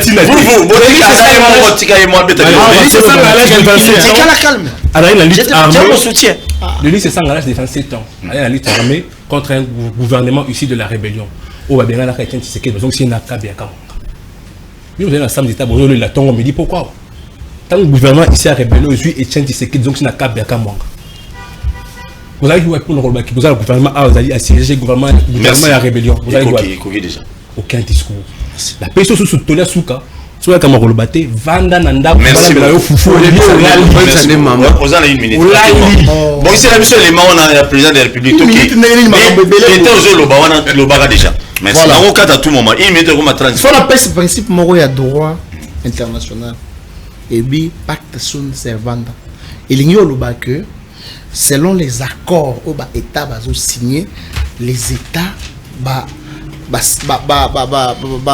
acceptaka yango ou soit basalela yango volontairement c'est-à-dire à kosa la yango to à kosa la yango te okosi voilà le rôle na kosi ce n'est pas un problème okosi ndeko Christian alobi nanga non Félix Tshisekedi a pesi nationalité ainsi de suite. Oui, nous savons que il y a la nationalité de naissance, il y a la nationalité d'acquisition oyo autorité na bango azana yango. Mais lui-même Moïse Katumbi akenda na Israël alobi que ba congolais ba lingiko na koma président na bango te parce que nazande ko na bango te. Oui, c'est ba Félix wa nationalité ni. Ezanga ite. Ndeko pistis tant koloba bozo attribuer la capacité au titre ya IDPS yango pende na zomona ke bozo raisonner ka neti na CNZT parce que ceux qui bolobi ki tozaki na CNZT c'était pour chasser Kabila CNZT bino bozo lo bango lokola insulte lokola injure bon à 86 tangu siko ya lobby que na solo ba makambo ezanga incohérence c'est-à-dire na sali doa na kanyemaka ezanga te ezana j'accepte que na sali le soki université ya droit ezana kanyemaka c'est ala kisanga yango ngana lobby boy par rapport ya plainte na ye na makambo ngana lobby ye alobi soki Félix Alongwe na pouvoir azo porter plainte wana ngande na yoki c'est comme ça que j'ai réagi merci parce que la Cour constitutionnelle s'est déclarée compétente pour juger Matata Pogno. C'est comme ça que j'ai dit, dans le même ordre d'idée, Cour a se déclaré aussi compétente pour la Joseph Kabila. C'est ça que j'ai dit. Est-ce que droit des merci beaucoup. Je suis le coordonnateur national. Il y a ensemble des Congolais pour un État. Siège là, ouais. Membre Nangaba. Oui, Nangaba fait numéro 60. Va vérifier. Mais papa, quand on parle du coordonnateur, est-ce que c'est un parti politique? Merci beaucoup. Merci. Troisième intellectuel, Mélaman. Mélano Mama. Mélano Maï. Tika Mélamai, papa. Tika Mélamai. Donc, on a fait un peu de non. Mais on a fait un peu de parce que bon, oh non, il est chef de l'État, papa. Tu as vu les membres Kontombolo, pas senti na sepela soit spem ko to so bango baza toi ba lobby et belé mais au tirelinga eh awa si on a abandonné la tout partie ne faites pas ça. Ne haïssez pas les étrangers. Ne faites pas ça. Ne haïssez pas les étrangers. Et d'ailleurs, à propos du... Ne faites pas ça. Ne haïssez pas les étrangers. Et d'ailleurs, à propos du Rwanda, ça ne sert à rien de regarder le Rwandais comme un ennemi. Non. C'est le régime rwandais avec Paul Kagame à sa tête qui est l'ennemi de la République démocratique du Congo. Les Rwandais et les Rwandaises sont nos frères et sœurs. Et d'ailleurs, ils ont besoin de notre aide parce qu'ils sont muselés. Ils ont besoin de notre aide pour se libérer. Ça n'a rien à voir avec ce que leurs dirigeants sont en train de leur imposer.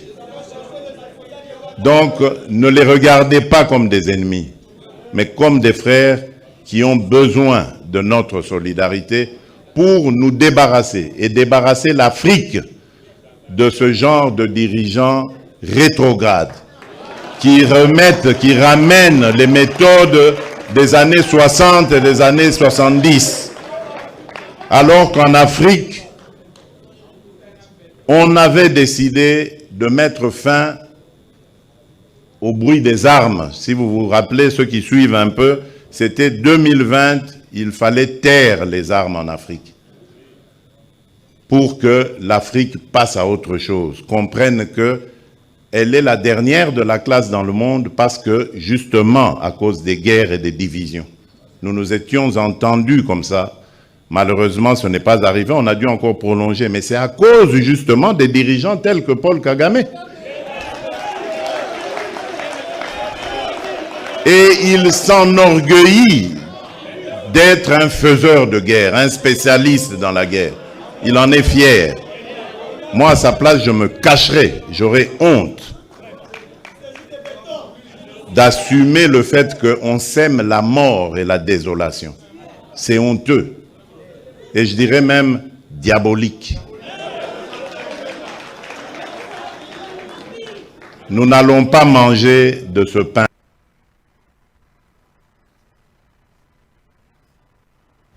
Merci beaucoup. Ça, c'est le président de la République démocratique du Congo, Félix Antoine Tshisekedi Tshilombo. Nous n'avons pas Christian. Réaction rapidement. Tous en a une minute pour te faire la télé. Bon, réaction nangai ezali ndeko Félix Tshisekedi alobi na bato bazala ki wana que problème na biso ezali na peuple rwandais te mena Paul Kagame. Régime. Na régime o ekamami na Paul Kagame. Sikoyo eloko wazangisi koyebisa biso ezali moment nini Paul Kagame atiki kozala frère na ye po akoma mutu mabe esalami na moment nini po tozo comprendre parce que c'était son frère, un partenaire fiable. Qu'est-ce qui s'est passé dans l'entretemps pour que Kagame akoma lelo et siga komiona pendant que ba Congolais belé babana ko décrier déjà que Paul Kagame c'était quelqu'un autre que ça la confiance compte tenu à soutien na Ouazarangona M23. Ndeko Félix Tshisekedi alobi que bandeko na biso ba Rwandais bazana besoin ya aide na biso pour bazala libérer pour se débarrasser na régime wana. Ngana ozongona ba spemi balé. Secrétaire d'État américain Blinken ayaki awa akepe na Rwanda. Kuna tango akomi na Rwanda lobi que RDC totika ko soutenir ba FDLR parce que raison ya Kagame après ça que le gouvernement congolais va soutenir ba FDLR au bazakuna. Tant que ndeko Félix Tshisekedi a dit que ba Rwandais bazana besoin na biso pour na aide. N'est-ce pas qu'on peut sa Rwanda les sous raison ten argument wana pour aide wana ba se débarrasser na Kagame on a aide ni militaire, financière na ndengeni. Et puis ba Rwandais ils ont leur problème à eux. Ceux qui balingi ba se débarrasser na Kagame, bango moko ba Rwandais ba yebi ndengeni ni ba rosala, c'est leur problème à eux. Comment Félix Tshisekedi a libéré les Rwandais dans problème pendant que yé a libéré les Congolais dans chômage té, na nzala té, na ba passion ba Congolais bazana ngo lelo té, to banda déjà pour réfléchir ndenge to aider ba Rwandais pas du na situation bazana ngo. Laissez les Rwandais avec leurs problèmes, pour résoudre les problèmes où ils ont biso ya mboka na biso awa. Ce qui se passe avec Kagame et les Rwandais, c'est leur problème à eux. Biso to bongisa makambo o tozana ngo awa o ba M23 ba vandeli biso na Bunagana tozo kendelelo près de 9 mois. Pour résoudre les problèmes où ils ont biso sikoyo awa le. Merci beaucoup. Toko ta maman batute. Biso to na ba problème na biso. Na ba ne pas à Merlin. Kulu tu na kenembangu.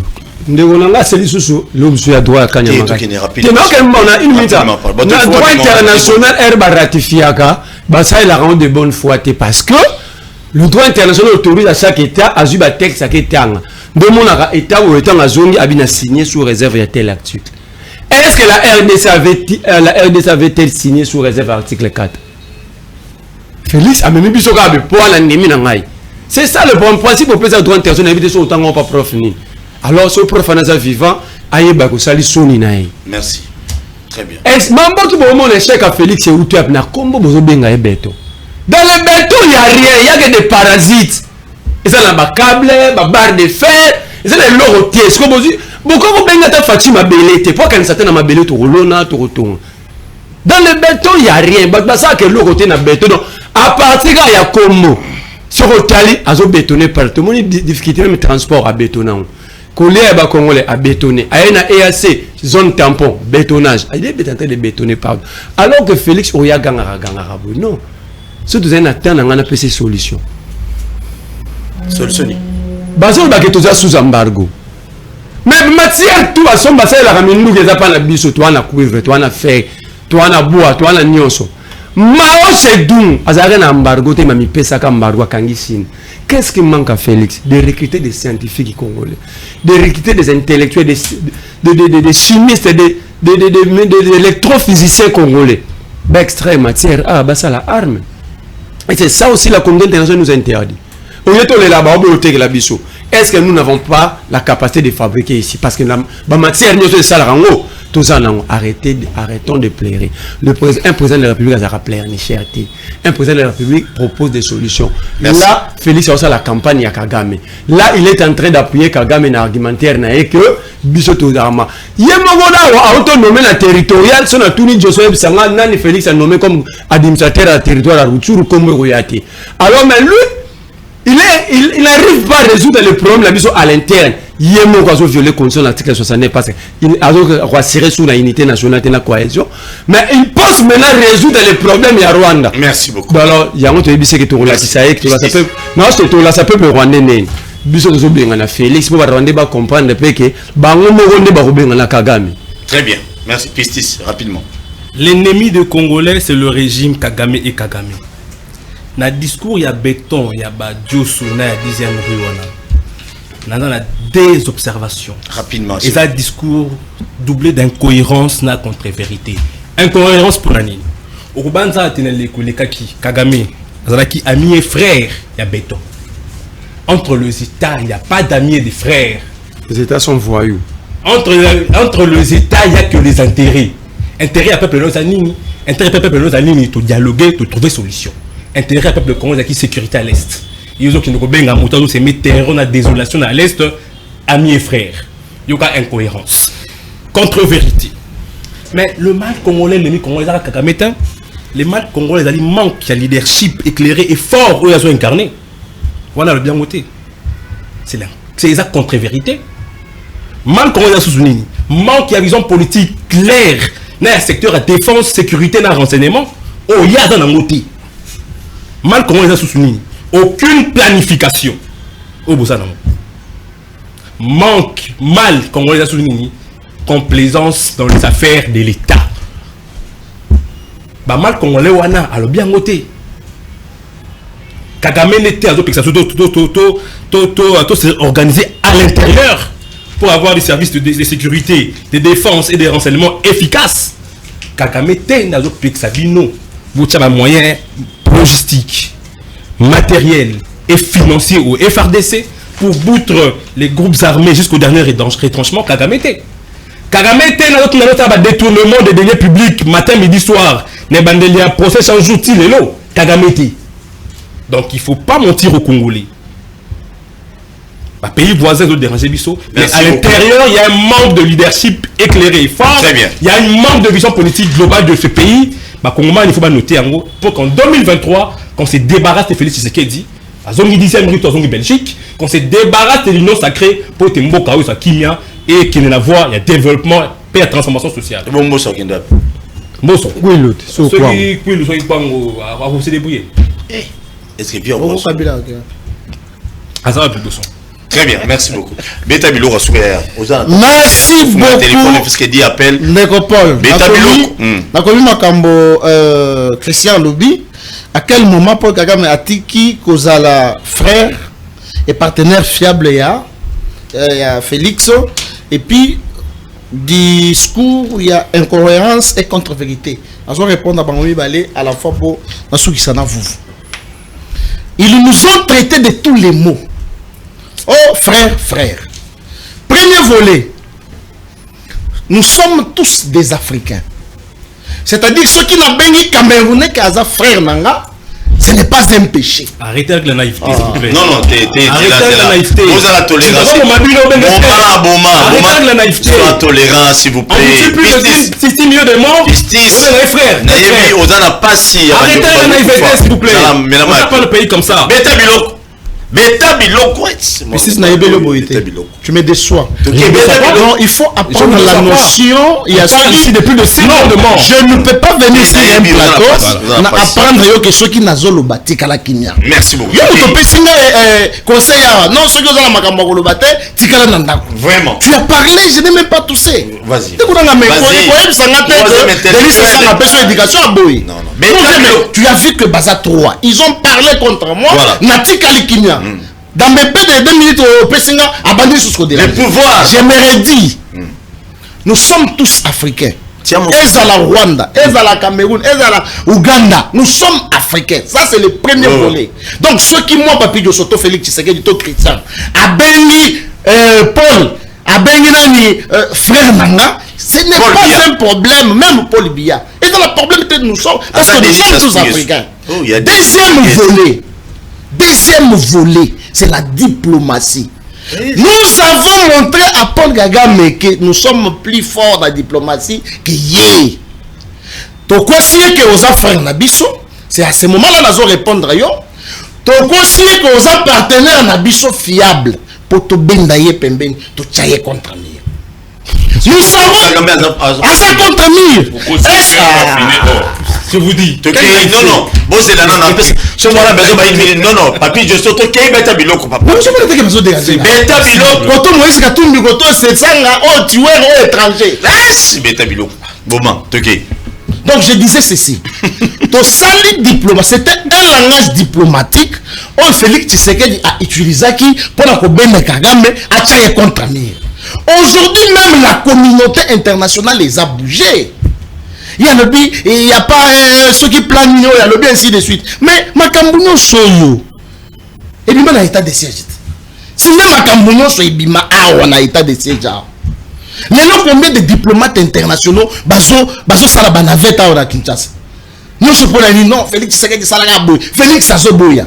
Mais Félix Tshisekedi pour sauver Mbokat. Qu'est-ce que vous êtes en train de dire? Très bien. Félix Moutoye pour sauver Mboka. Nazongi Suko et pas vous. Tu me traites d'un juriste de Kanyamaka, j'accepte. Et aujourd'hui, que la Sony, il y a un professeur qui a droit international. Les accords ne sont pas exécutés de bonne foi. Est-ce qu'il faut que signer sous réserve? Nous, dès qu'on a ceux qui sont experts dans le dossier qui ont dans le ministère, mais n'a droit. Contredis-moi. Mais nous contredit, les accords sont exécutés de bonne foi sur le plan international. J'ai lu l'article. Ici, l'article 4 est clair. Ici, il n'y a pas de question de bonne foi. Est-ce que vous avez déjà... La question est simple. Est-ce que vous avez déjà le temps de... Pardon, comment? Rapidement. Voilà. Déjà. Tant que Paul a lobby, on a vu que Congo a la face d'un complot international. Dans le discours, il y a Paul, à la Kisibiso, Bino ba Congolais bozolo ba que non, ngai mutu nazo agresser bino. Mais je ne suis pas seul. Voilà bateau ba agresser ka bino pe na ngai elongo. M23 bazawana, France azawana, États-Unis, Grande-Bretagne, il a étalé la liste. Brazazate. Atangaki Brazzaville. Bon, ben, ambassadeur. Mais en diplomatie, ndeko makambo eza ebele. Est-ce que même pour na kolongola ambassadeur, il faut qu'à dit, du coup Kalan non. Il faut que je attends pour étudier ce qui te sali boy to ko répliquer ndengeni. Mais là ceux qui Félix Tshisekedi a répondu à raté, ce sont les mêmes gens. Est-ce qu'il a répondu? Puis si ça lui va tu as fait la réponse. Merci beaucoup. Mais il faut oser à l'étranger pour le bac non. On les a réponse ça. Merci beaucoup. Parce que Garan azo le bac hier aza expert en guerre. Abunda wapi. Merci beaucoup. Donc pour le bac azo bomba tout ça c'est bien il faut aller bango. Merci. À la place Félix Tshisekedi atika la Kenya. Troisième intellectuel, merci. Merci. Pardon. Mon ami, non, s'il vous plaît, appelle à Liboso. Allô, bonsoir. Obengi biso wapi komonani papa. Obengi wapi komonani. Kita volume ya télé ndeko.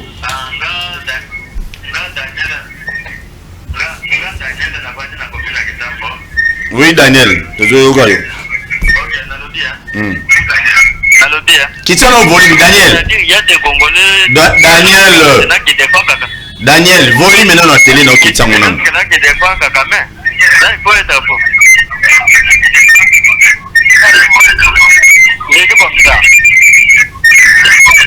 y a des Congolais. Neko, qui tient volume à TV Daniel. Hein? Aux autres qui retournent même yo monter dans ma toile que ça dérange. Faut qu'il tient volume benga pesa likansinaro. Tous un troisième intellectuel à Kabeka Mwanga Awa. Tous un ndegonangai Merlin Vuvu et puis tous un Pistis et puis na envoyé spécial à Moïse Katumbi. Allô bonsoir. Oui, allô bonsoir. Oui papa bengi biswap komunan. Bonsoir. Bonsoir. Je vous appelle depuis la commune de Matiti. Toujours Kalo. Ok, merci beaucoup. Le volume maintenant la TV na yonde konangai. La volume. Qui tient volume. Oh là là. Allô? Toujours Kalo siko bien. Nalobi hein. Nabengio depuis commune de Matiti, c'est maître Janon de parti politique NRD. Toujours Kalo de maître Janon. Ok. Nalandi débat où ils ont collègues, nazongi muke na likambo etali nano ba pusibo ya bana basi bazosala juste na baposte ya la police. Allô? Toujours Kalo de Koloba, toujours l'ando très bien. Na tribunal de paix ya Matete. De paix ya Matete. Juste na wende ya Tomba. Bana basi batelemi wana poste la police eza wana. Donc soki ozwika mwana mwasi wana police ya kangio na kati ya wenze. Alors pour bakende kosala ba bêtise na mo fuba sala yango na tribunal. Na tribunal de paix ya Matete. Oye na super lemba. Poste ya police eza wana derrière conteneur à la police bandumba batelemi wana. Je vous dis nu. Donc, azo sala makamounaye, azo sala makamounaye comme si police est ati.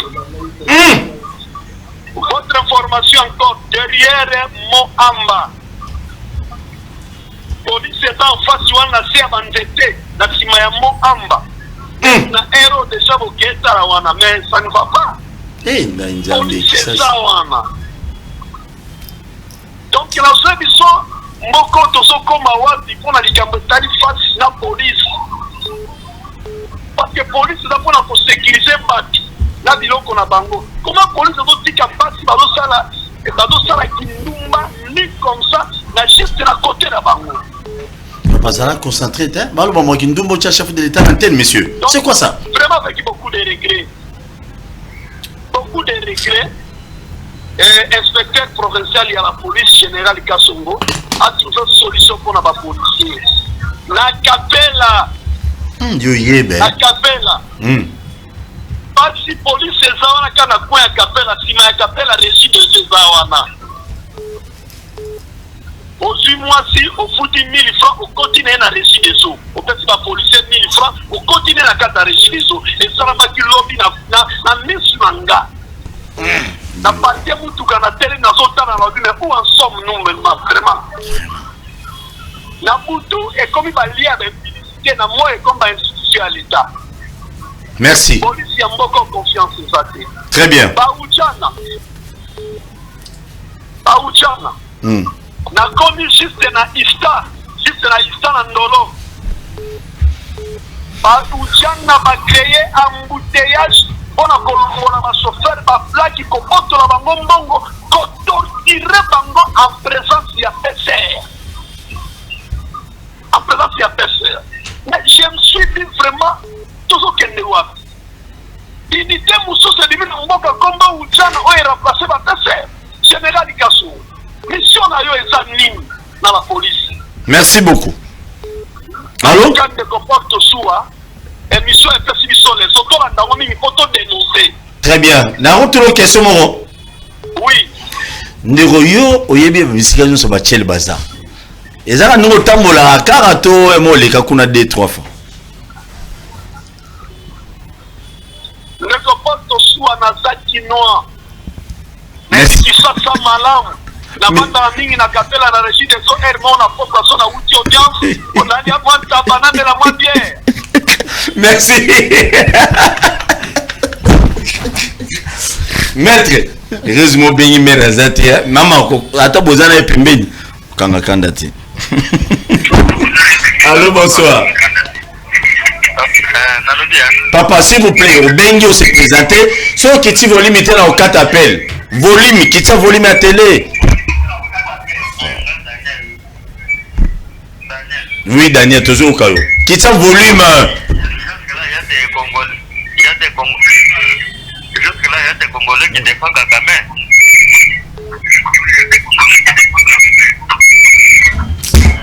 Papa Daniel, avec beaucoup de respect que je te dois, je ne saurais pas continuer l'appel. Sur au Bengo au Kiti volume à télévision. Pour te au bien.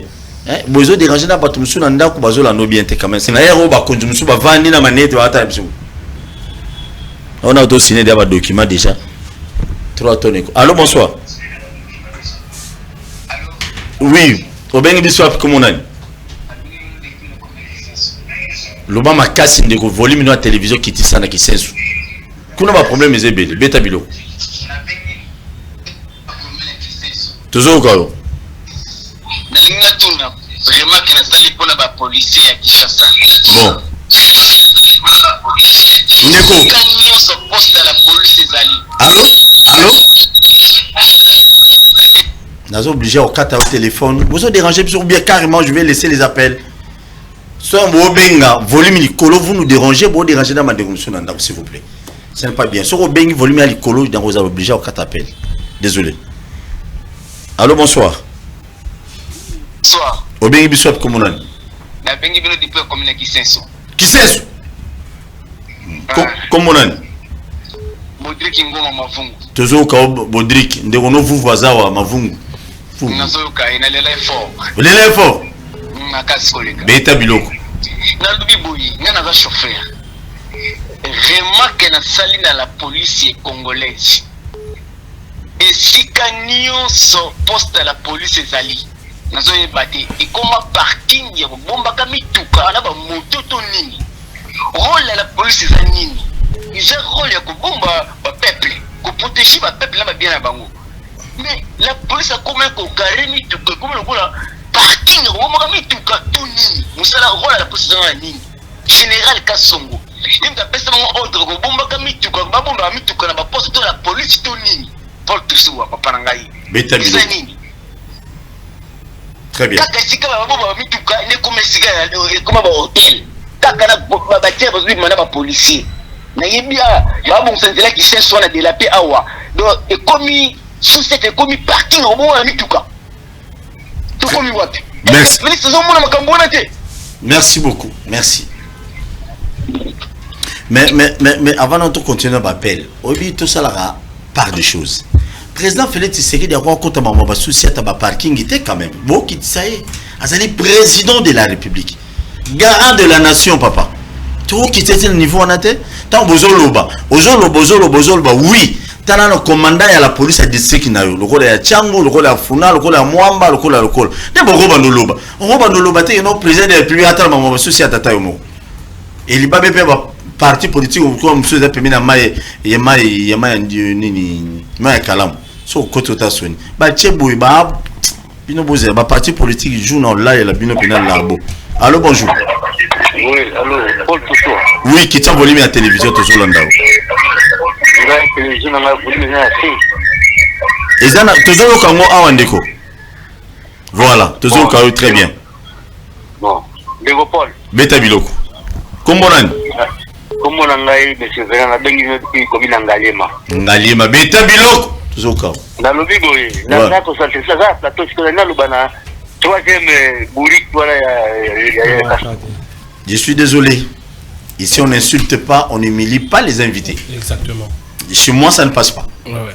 Très bien. Déjà, pour ceux qui ont tiré au lobby, lobby on va en andaku, batum sous c'est une émission où on a la télévision, tu n'as c'est ça gros samba. So boyibité. Donc, bah propos na bien faut à la kaya bien pour nous protéger là et puis na tiré la bien temps qu'on s'exprimer. S'il vous plaît.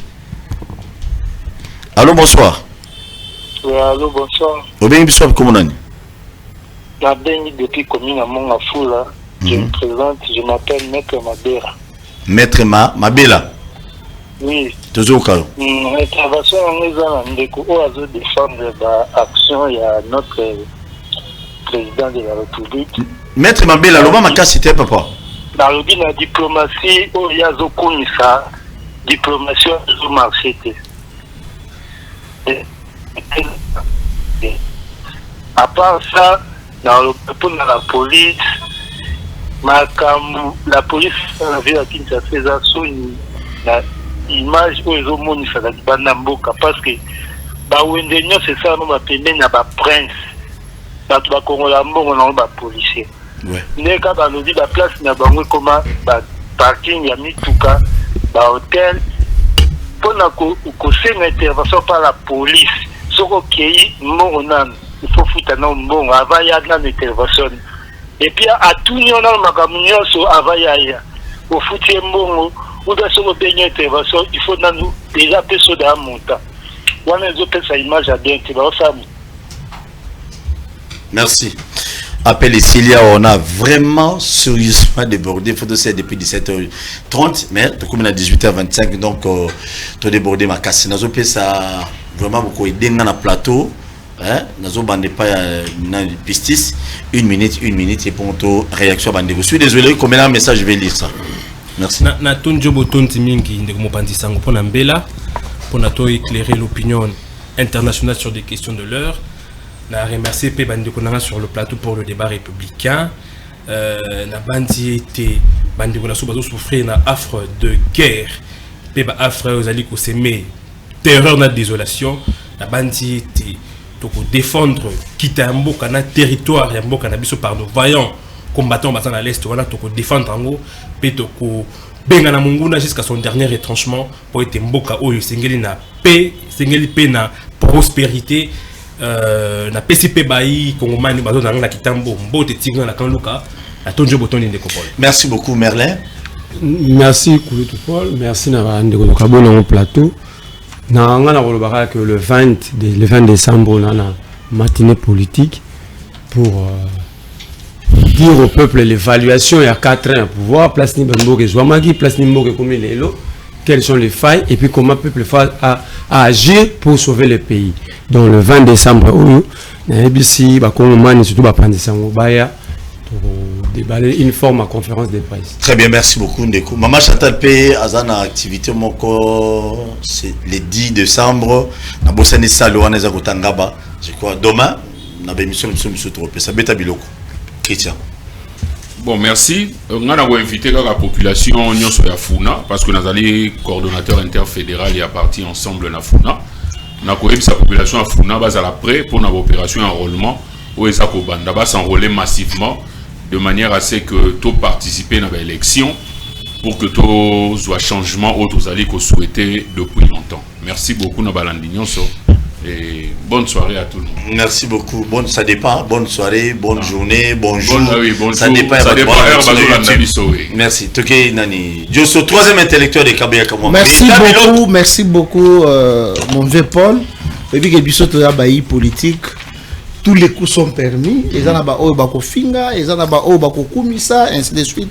Donc nous sommes déjà habitués à ça. Rien ne peut nous empêcher à continuer combat na biso à défendre l'intégrité territoriale. Na pesi Mokonzamboka Félix Tshisekedi Mbote Bisika Azali parce que Azali ko sala manso po abimisa mboka na biso na libulu oyo batikela kabiso. Mais na kosenga lisusu ndeko na biso vuvu oyo ko sala point de presse le 20 décembre non seulement ko ba faille mais le ba point positif parce que en latin balobaka mulenge na kabola kalema. En anglais, en latin. En latin, oui. Moulenga la kaboula kalema. Là, je suis le bateau. Merci. Et s'il est maintenant, s'il vous plaît. Nous allons vous présenter une émission. Aime les serviteurs de Paul Tossoa. Demain à 10h et demain à 16h aussi, tous en direct. J'ai dit un grand merci à Bandeko Nabiso Diaspora Bozali et Belé qui soutient Tossoa pour Nabaspé Nyonso. Mais Bandeko Nabiso et Belé à Kinshasa même de part et d'autre. Mais bah quand nous sommes à table, dans ces présentations mingité, vous me soutenez quand même. Je vous dis quand même un grand merci. Mais Tolinga Congo, bino bande konabiso ba policier ya Ujana, toi bien aimé na binoté, nyoso tolobi a parce bo nyoko la bande konabiso illégalement na ndenge sengélité, toza obligé au sala ba émission moi sensibilisation pour na website bino botika ma bebozo tortir bande konabiso et puis complicité ya ba tchel na ba policier. Comment les tchel ba rose à la pembeni ya ba société parce que vous oubliez une chose ba roro wana to ba ennemi na biso ba ko le que la peine na sima ba tchel mais vous les policiers vous les protégez je suis mutumo aye abolisi bo ya pesi l'arbitrement infraction au kangié mais bokanga banani c'est aussi les grands problèmes bande on a biso jana on a kimbanseke na rolembate botika ko nyokola ba congolais bonyoko botika ko beta bango ko botola bango biloko eza pena malo mingité vice premier ministre de l'intérieur awa un monet tozo yokate ba rapport de fois la on a messa mais ozotala to ya sécurité o la police ya ujana bazo sa bande on a biso na tiangute ozo bosa na keno le moment to ya sécurité oza makasi moko antombolo ba okosela les campagnes bien te na tiangu. Heureusement, bon, on a évité les pourquoi politiques na bino bosali, bodimien to so ya bato ba ya ba rouler ya banini on a Kinshasa pour que na kasa là je ne sais pas mais pour l'intérêt à Kinshasa trouble les alaté dans moment publication de l'élection monsieur le vice-premier ministre de l'intérieur il faut se mêler na makamwana obetaka tour que notal sia Mohamed a sala des ordres o lobanga mo ba longola société wana Mohamed ti le lo ba longola ngoti do babanga na bango yote et l'autre donc ça sert à quoi alors monsieur le vice-premier ministre alors bino ba député à $21 000 voilà les questions il faut mo bengi ça vice-premier ministre intérieur aya botuna ye comment ba ujana bazo torter voir même électeur na bino les 18 députés nationaux ya Tchangu c'est ça aussi l'état bino ba député ya Lukunga ya Mwamba ya Funa c'est ça les bo bengi ça y est insécurité zali permanent bazo papa bande on a biso ba machette na kwa mutu na ese ya mboka awa na Kinshasa bazo papa pe bosa la lizo na monté taba député elenga 21 000 elenga 21 000 pourquoi ce ministre économie mbangu mais si le lui semblerait toucher à salaire il semblerait toucher à salaire ça sert à quoi alors bio 21 000 commission bon tout c'est la paix rapport wana ba samisaki honorable nani cassé quoi. Oui, non, c'est ça. Tout c'est la ngoba si réellement ba kosaki to ba kosaki. On a aussi besoin de ça. Pour venir au Sénat, on te okanga au lobby. Na loba tu la conditionnel. Ah pas député Mbosso. Merci. Tout à prochainement. N'oubliez pas de s'abonner.